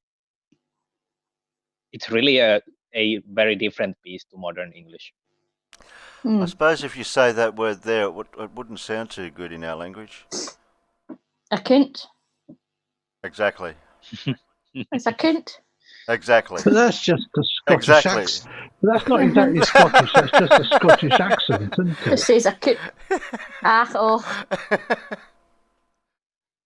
I don't say awkward. I've never seen awkward. It's awkward. It just doesn't come out right in our language.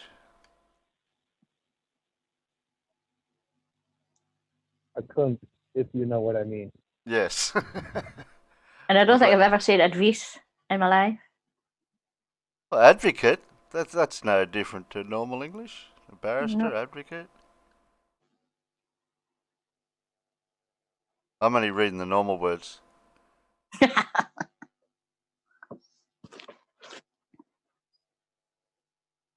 Yeah, I mean that. Oops, because I mean, does the EU recognise this as Scottish, or does the EU recognise Scottish Gaelic as Scottish? I would say Gaelic, not this. This is just aeroplane. Yeah. Who the hell says aeroplane? Well, that is kind of how the rest of the country hears Scottish people. I'm going in an aeroplane for my holidays. It is how we do hear you most of the time. Oh, with my posh accent. Yeah. Okay. What's these ones here? Where are you? Other. Yeah, Other. but the other one. I don't want that. I want the other one. What about that one? It's definitely not the Easter. I'll tell you that much. I don't know you. Terry, it is literally how, as an Englishman, I would hear. I read that and it's like, yeah, well, that's just like phonetic spelling of a Scottish accent most of the time. Yeah, the other one. I would say other, not either, but either. This is a silly thing.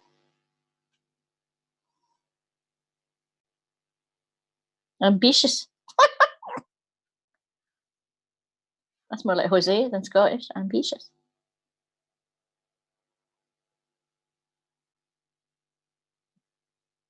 Amount. The amount.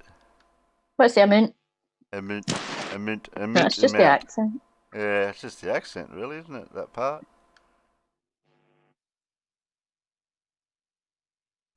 I'm only in the A's. I have a phrase that I will forever associate with angry Scotsmen shouting at you. Mm. And those are the words Kee-kee-ka-nick. Oh, I haven't got to K yet. Yeah, I'll scroll down to K. That's cock, hook, and look. Well, that was on the A's. So it starts with a K. Yeah. Okay, I'll go to K. Where's K? No, it doesn't start with a K. It starts with a C. Oh, I see. But I doubt if it'll be in there because it's Well, I suppose cock would be, but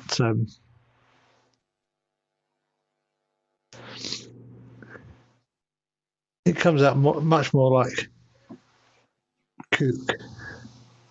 God, you even get carrot in.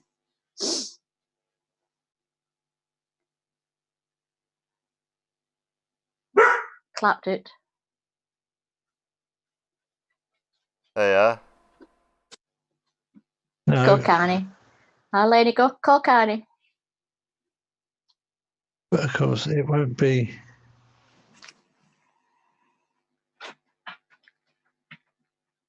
I don't suppose you would see it in there as. No.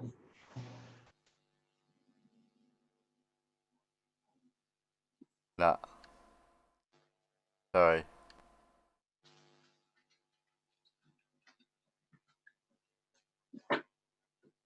What's all this? Koozlik. It's by the myth of the coo that the milk comes. What? Never heard of that, Malay. No, what Koozlik? That was further up. Cow like tuft of hair hanging over the From the forehead. coo. Your mother could never get your hair to comb down. So a Koozlik. Oh dear.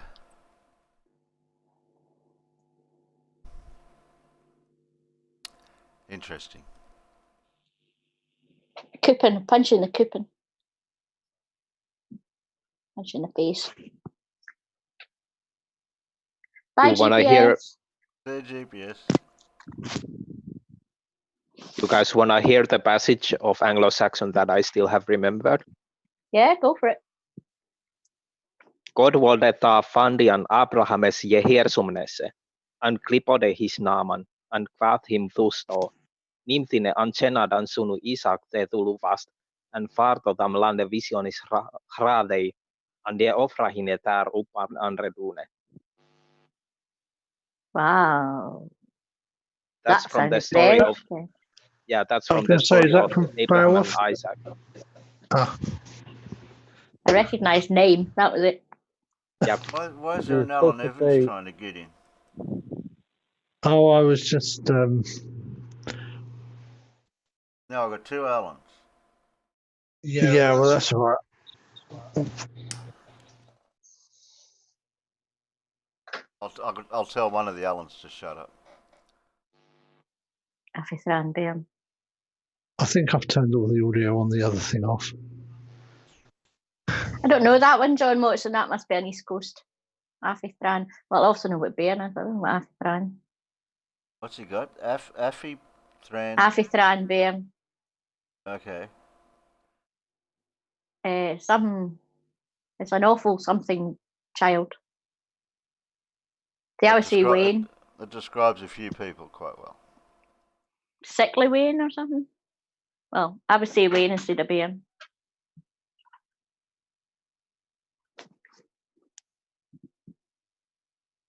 Lucky we didn't have they and them in here. We're picking on his accent. Off his throne, Beam. Pronounced Thron. They're being sick. That was me that was mispronouncing it. Bloody East Coasters, they don't talk properly. Stubborn.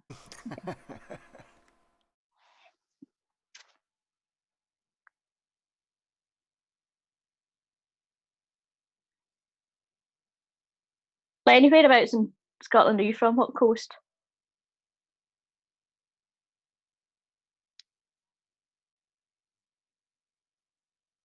Highland. No, that's not. It was Lenny I was asking. Ah.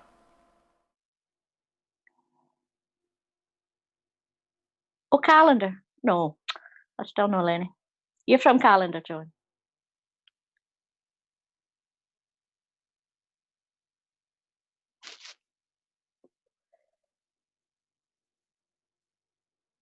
Lenny's gone shy. He's not typing.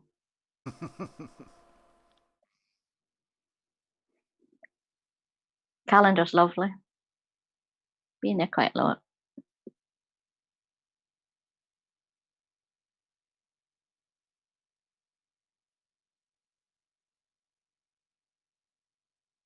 No reply from Lenny. Are you shy?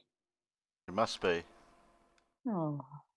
when I went to Scotland for a week, we ended up staying in Elgin.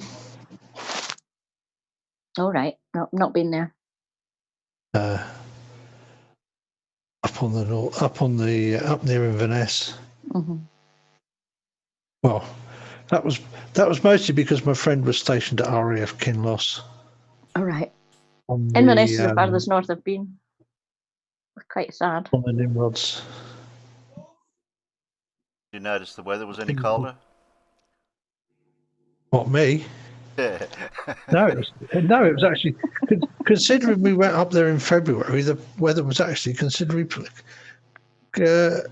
awfully pleasant. That's all you mean. Oh, okay. You? Oi.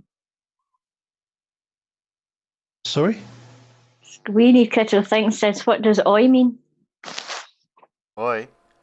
Oh. Oi. Oi. Oi. I don't know. Oh, It doesn't mean anything. Oi. Hi, We hello, you. Oh, we say oi like Singing as in oi. Wake up. Yeah, oi.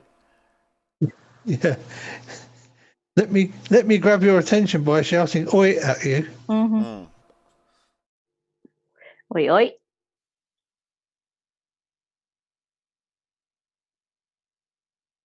Where did Lenny go? Come back. You scared him off. Oh, You're not supposed to chase him away. well, here he is. Oh, here we go. Here's the Universal Declaration of Human Rights in Scots. Oh. Right, Lenny. What coast are you on? Or are you in the middle?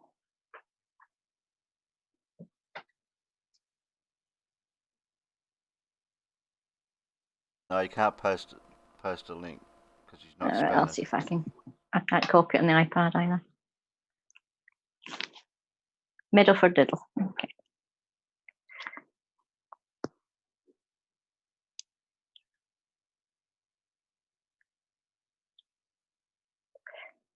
What's the document? It's a Universal Declaration of Human Rights in Scots. Dot something. Something.org / Born in Edinburgh. Wrong side.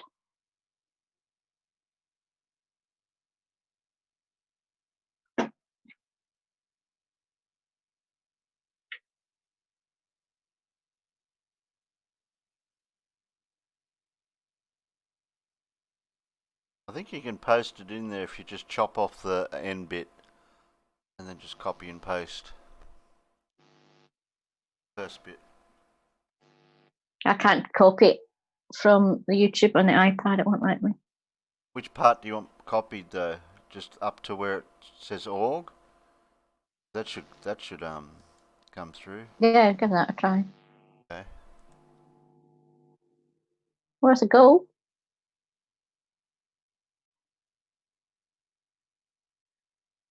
There you go. Universal Declaration of Human Rights. Documents, translations. What's he want it for? It's just written in Scots. Oh, okay. That's it written in English here.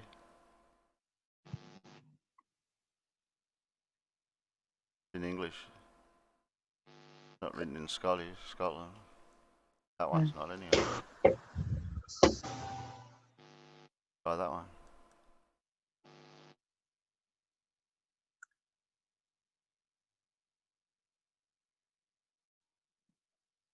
Oh shit. That's not one. Oh, Thing is, because of the nature of the Scottish geography, there are several, a lot of the different areas have very different dialects. I've got a friend who's from up around Aberdeen, and their dialect is completely different to anything you'll hear on the West Coast or in. Oh, definitely.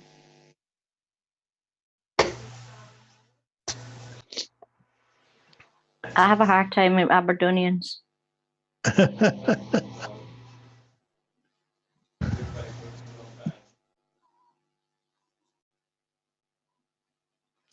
And not to mention all the flipping islands.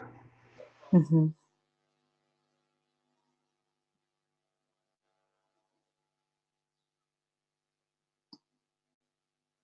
I moved up to Startman, Loons and Queens. That's Aberdonian. I moved up to near Oban when I was about 10, and I ended up with the weirdest accent. A Chuchter accent, I call it.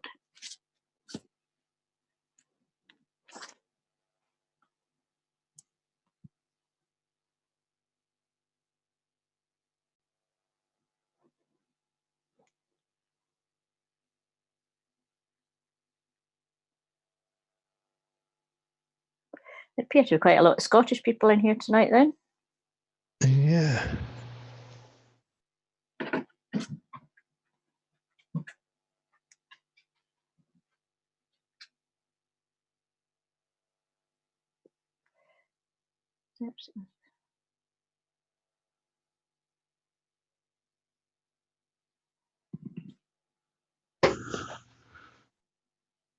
Going to hand the What reins do you want over us to to you, Alan, but I don't know how that'll work for when you finish up. What would happen when you just finish the Zoom part, or you usually stop the stream and then people usually were talking afterwards, and that wouldn't matter because then the stream would stop. If you stop the stream, because then I can also do what I need to do, even if people aren't sitting here chatting with me. I can have I can make sure I can do what I need to do for tomorrow. Are you nearly there, or you still got a couple? I think I just want to try and make sure I've got a couple of little bits covered. There's some bits I'm going to be able to put out to the stream that I don't think I'm going to be able to share. So while you're doing that, I can when you're doing the stream tomorrow, what it is, I can read the top the chats in case somebody asks a question for you, and when you get a chance to answer it, that part I can help you out there. Yeah, I'm going to move it back. I've actually set the doodah up now for tomorrow night, but I've moved it back half an hour to 6:30 because I need to make sure my carer's been and gone. Oh yeah. Because Jose used to finish around 5 o'clock. Hmm? Yeah, Jose was finishing around 5 o'clock, so I would do the changeover, and I'd be finished, and the stream would be going, and then the carer would come, and I could bugger off for half an hour. And I mostly don't think people noticed I was even gone. But the last few days, Jose's managed to go either early or late to pretty much coincide the handover to when my carers have been here. Yeah. And it's been really annoying Rosie, because it's like, for 20 minutes, once everything's running smoothly, I can pretty much just go away and ignore it. But when it's still a matter of getting of stuff changing over and making sure that audio's working, and because I was really miffed last night to find that Windows had randomly changed my default audio again. Yeah, I was wondering why no one could be heard. Oh, it was. I installed the webcam. Mm-hmm. That was fine, and then 2 days later, this Windows suddenly decides that it's going to change the default audio to the webcam microphone. Oh no! So you wouldn't have known that. Yeah, and of course it meant nobody could be heard, because the webcam microphone was not actually on. And, I'm not getting any more problems with anything at all now since I've got rid of that sound thing. It used to be in the Google Chrome where I could click down and go to different sound devices. Well, I don't have that anymore now, so that's yeah. I think you really only need to be using one piece of software that's dynamically playing with your audio. That's right. Had no drums and at all.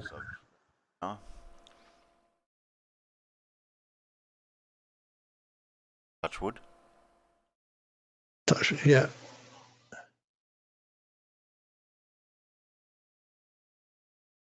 Well, I was going to head off because it's 5 o'clock. Yeah. Is it 5 o'clock in the morning? Yeah. Yeah. Well, you can get some sleep and get up in time to watch VTW and. No, that's usually about. No, I'll probably end up sleeping through that. Yeah. I don't want to wake up. Well, the sun. If the sun comes out, because we had a bit of cloud tonight, the sun will end up waking me up because it comes around that. See if I can sleep in a bit, because I need some sleep. Well, I've handed the reins over to you, Alan. I don't know how that'll work later.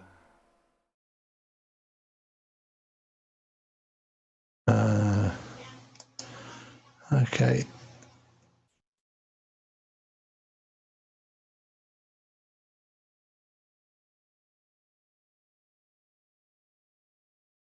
I want to change the host. Yes. Yeah. Oh, yeah. That's good. You made the right me host. Oh, did I? Oh, there was two of you. Yeah. Well, I was using the one that was talking.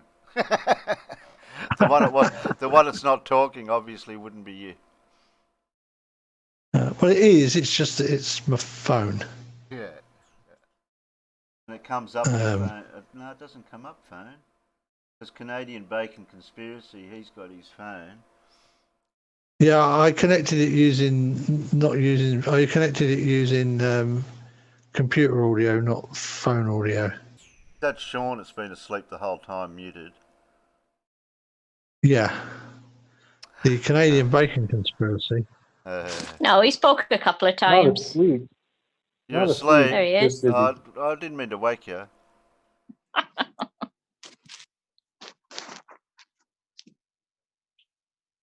Oh, well, you can use this for as long as you want now, Alan.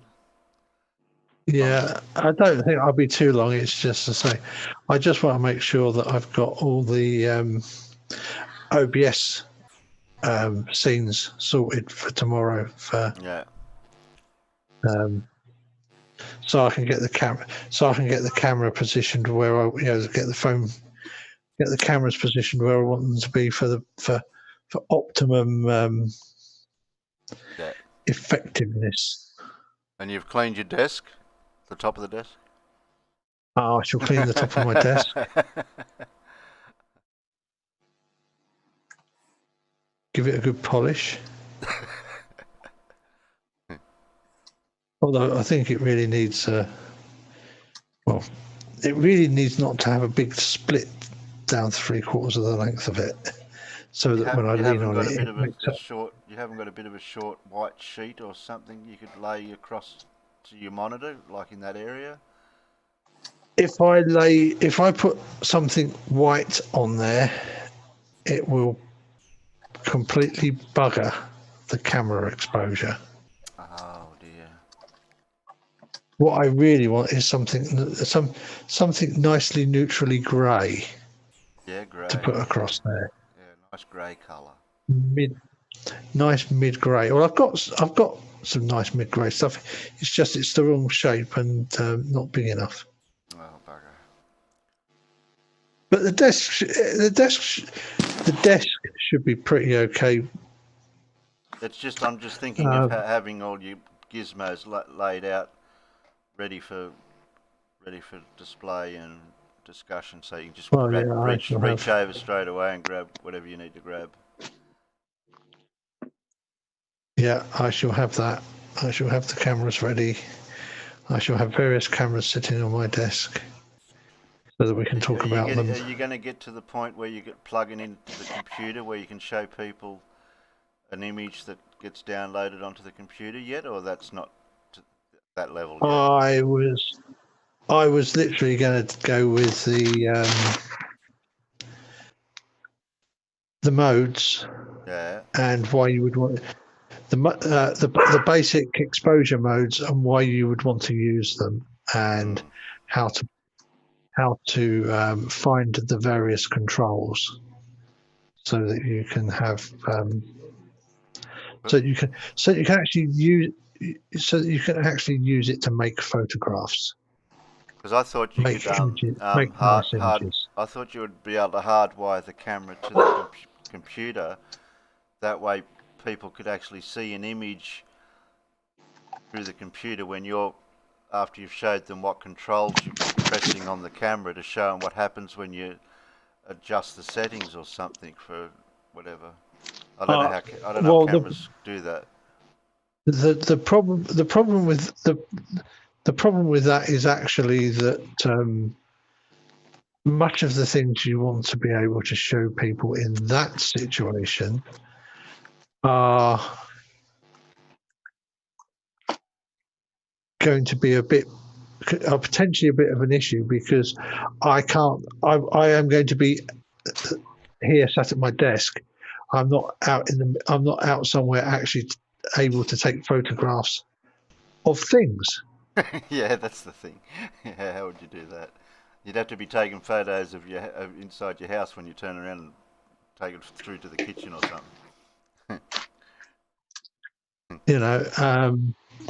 But what I will do is I will have lots of examples of photographs ready to share.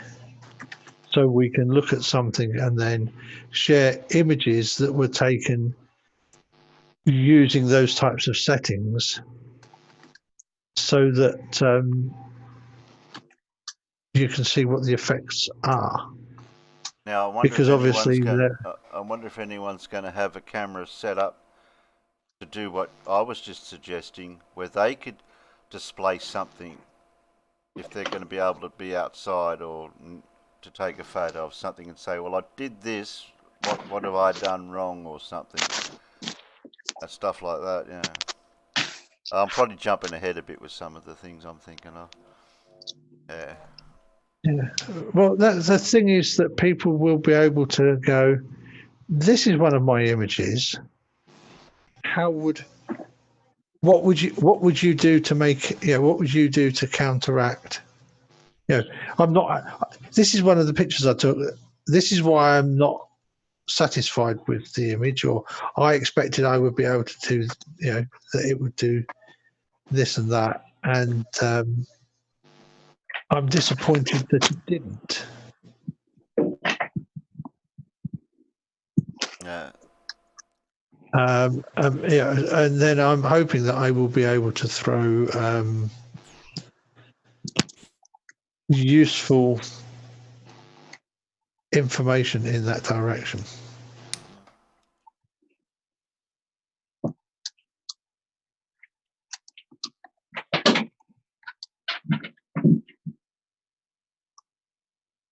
So that will be my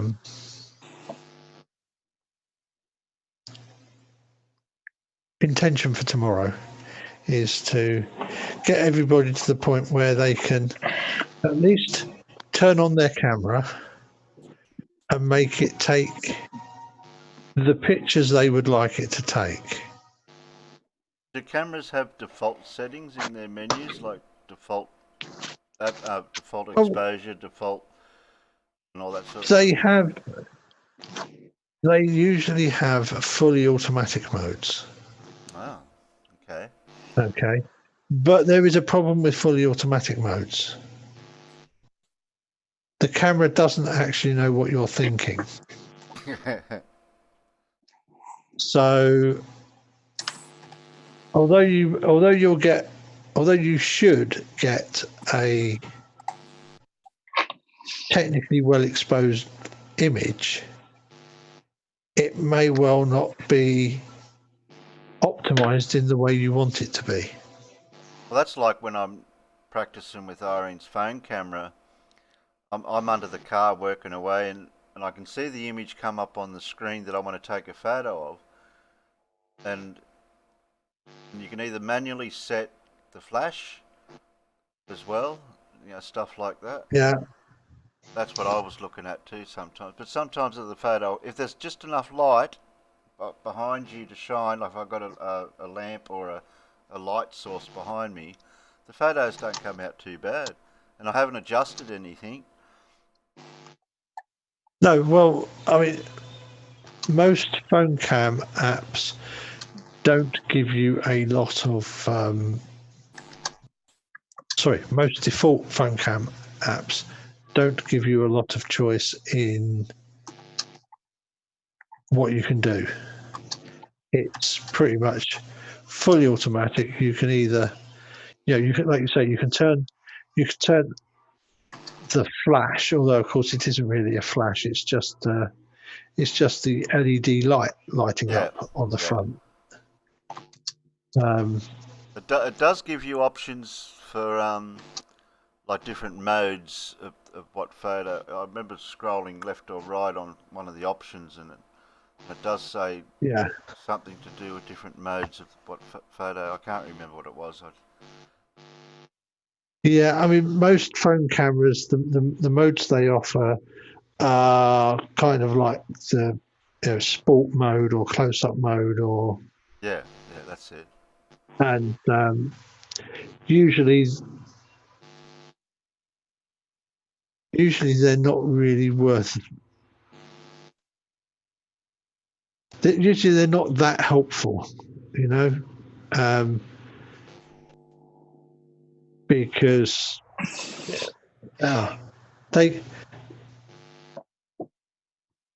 they'll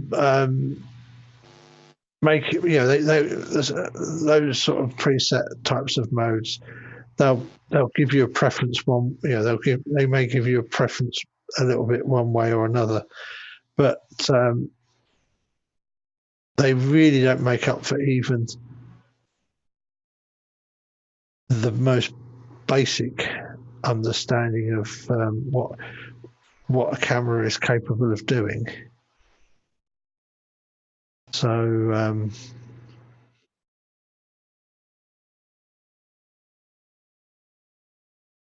I was just going through my photos trying to find something that's pushing the limits of the camera. Lots of stuff will push the limits of a phone camera. There are, although sometimes there are one or two things that a phone camera is actually going to be much better at than a DSLR. Oh. Selfies for a start. Yeah. Because of their natural design, phone cameras do tend to actually be quite good for selfies and also for close-up work.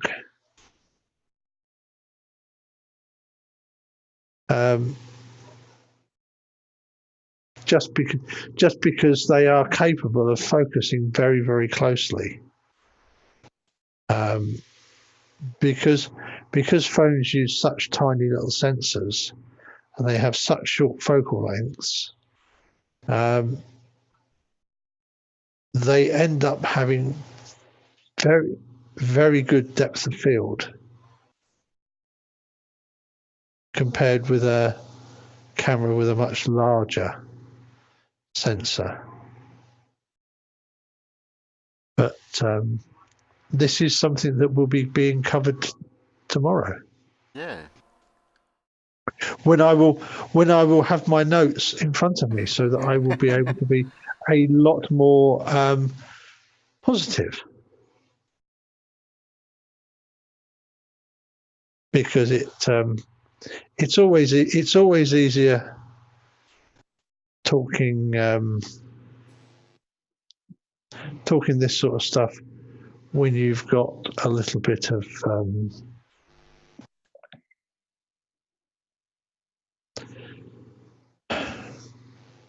prior warning and notice of what you're going to be doing, so that you can literally have your notes there to work from.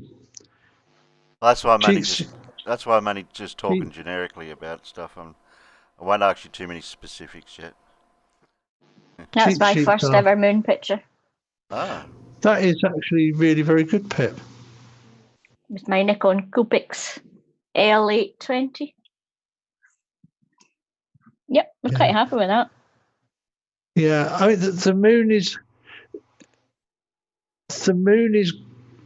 is great, and getting a good exposure of the moon is much harder when it doesn't fill so much of the. If you can get the moon to fill most of the frame, you'll get a good exposure. But when it doesn't fill much of the frame, like that shot there, what happens is the camera is trying to make the black sky with no light in it lighter, so it overexposes the bit that you want, because it's looking to make the whole image average out to grey, mid grey.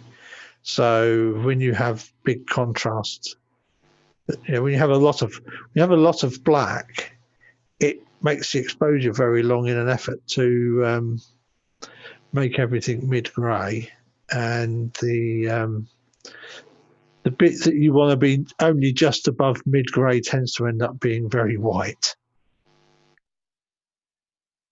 But another one.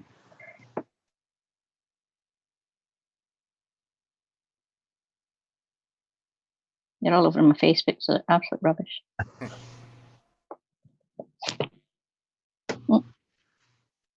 No, I mean it looks. I didn't get a chance to actually look at the specs for the camera, but I'm guessing it's got a reasonably decent telephoto end on the on the zoom. Yep. Don't ask me what, but yeah. So that'd be a typical photo that people would. How can I share? Can I share that? We should get a good one now, with it being a kind of crescent. Can I see that? Yeah, people can see that. Yeah, I'm out. Oh shit! I can see that, but I don't think they can.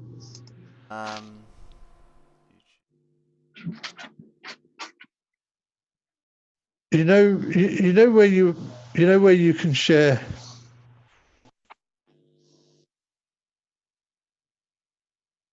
I don't know if they can see that out there. Nobody else can see that out there. No, it's not showing YouTube.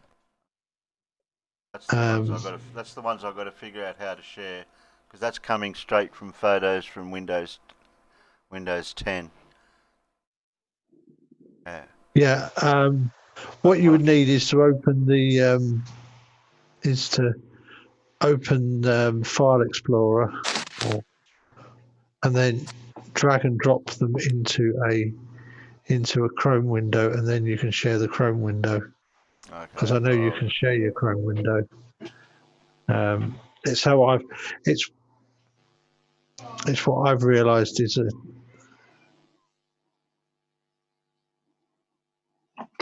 So if I close that, well, now I've got a Chrome page up.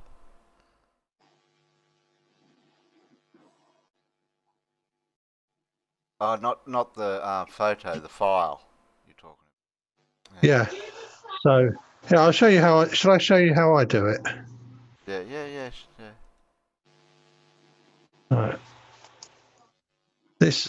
So I'm now sharing my Chrome window with you, which of course, in your case, everybody. I've just realised. Let me stop the share. Start the share. I'll show you how to do it. I'll share the whole screen. Share. So there we go. So bring OBS up. And if I go to Chrome share, you can see that what I've got is I've got the image in the browser. You're using studio mode in OBS too? Well, yeah, I am using studio. I mean, I can turn studio mode off, but I realise that studio mode is kind of helpful because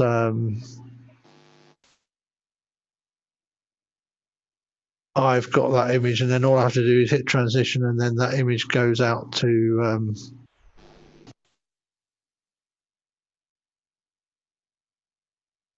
the internet if I were streaming.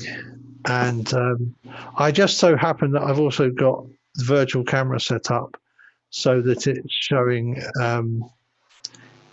in my it's showing my avatar as whatever is being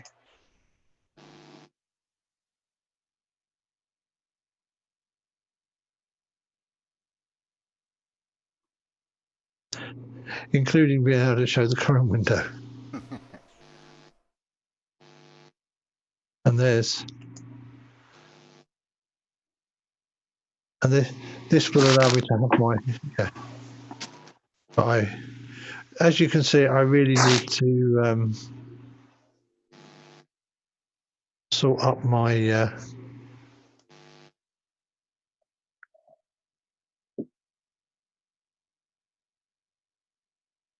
What you're outputting in OBS out to YouTube would be on the right side of the OBS, isn't it? Yes, the right hand window is what's being broadcast. The left hand window is what I get if I hit the transition button. So I can bring my Chrome share up, but I can then go to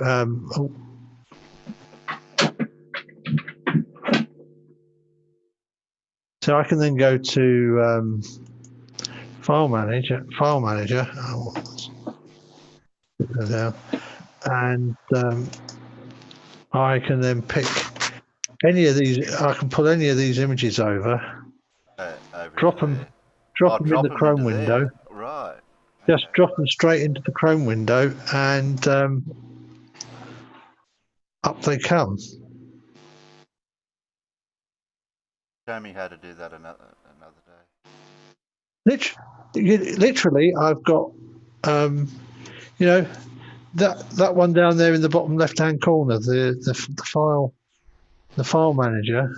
I've got that opened into a folder with all the images in, and I just drag it over to Chrome and drop it into Chrome.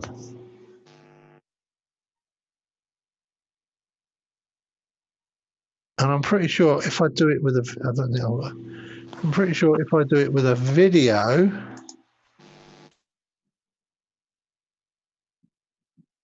like that video,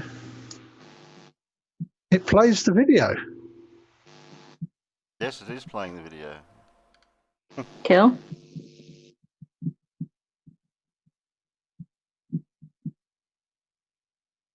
So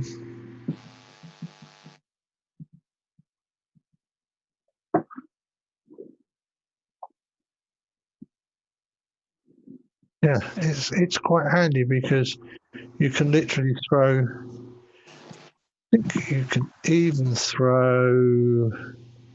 Here we go. I think I figured it out. Can I try?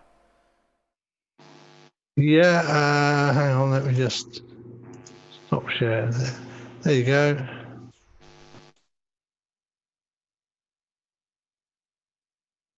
Go to YouTube. There you go. And all I did was just click it over into the empty space. I mean, I just there you go, it's on YouTube. I just dragged it over to the empty space in a Chrome window. And it came up. You just drop it in the middle. You just drop it in the middle of the Chrome window, and it comes up. Yeah. Oh, that's handy to know.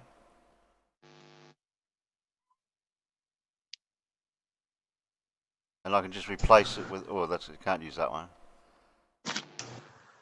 That one. Dox myself. They're just done. They're the ones I've been practicing with just the phone camera, like trying to get the right angles and lighting. See, that's just natural light. There's no. Yeah, but see, that's actually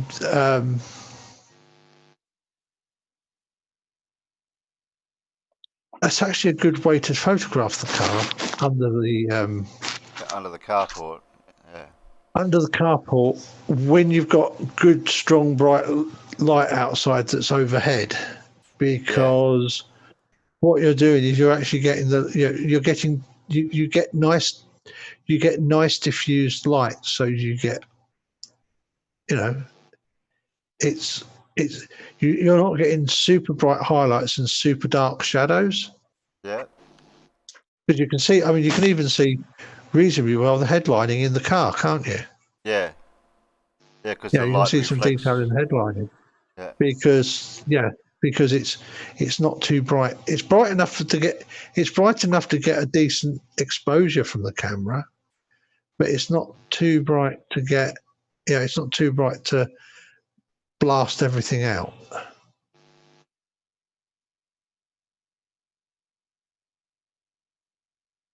So because you get lots of light come around the edges and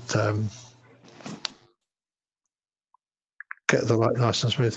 And actually, that's one of the most important things when it comes to photography that people forget about. It's not always about what camera you've got or anything else. It's about what the quality of the light is. Yeah, that one there is the one I couldn't figure out what happened there, why it came out like that. Probably because you've got maybe you've got it near the end of the carport and you've stepped outside into the direct sunlight, even if the car is in the shade. Well, the car is the same. The car's the same as that, same orientation as that, facing towards the garage. That's why I couldn't figure it out. Because it looked to me as if you've got direct sunlight shining in it, because I can see shadows. That's where the car was parked when I did the same photo. Different time of day, maybe. Where you've got. Yeah, that could have been it. It looked to me as if you had direct sunlight, because if you go back to the image. I'd say the sun was coming in on the angle on the left side. That's the sunset. Yeah. Because if you go back to that picture that you showed me. The mouse didn't want to work. Yeah. I think the sun's over here. Well, you can see that there's a shadow down on the right hand side. Just click again and it'll zoom back out. But there seems to be some shadow, and also, of course, it's very black, isn't it? Yeah, that is. Yeah. That bit's very black, so it's going to push the exposure up to make the black closer to grey. Yeah.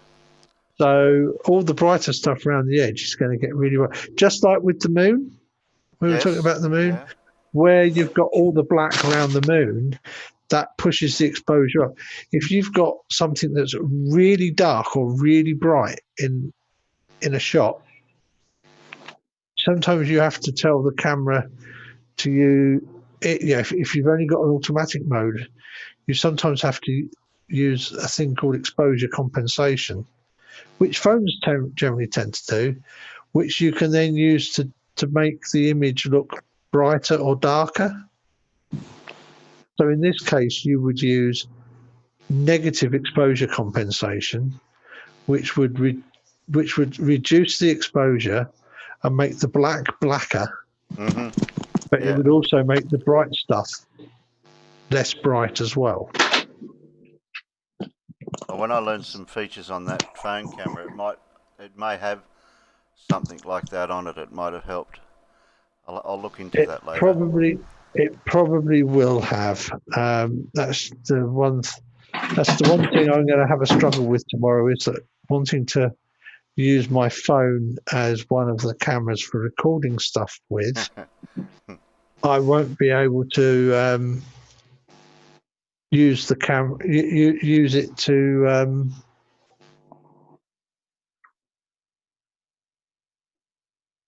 I won't be able to use it to show you how to do stuff with a phone camera. I'll leave that go for. I've got to play with the phone a bit more to learn see what features it's got first. Not so much how to use it, but once I know what features it's got, I don't even know if it's got a book or anything. I might have to Google the features or something. Instructions. I suspect of mine. I was about to go anyway. That's what I was doing. So what do you want to do, Alan, with this? If you want to shut down the stream. Stream, okay. I don't think the. Oh yeah, you've got a decently good long. Yeah, it's quite good, isn't it? I've got 18 people watching. Sorry, folks, but I have to go to bed. Bye, good time zones. I'll catch you all later. Bye, Terry. Bye, YouTube Terry. Peeps. Bye, YouTube people. Bye. Voice from the distance.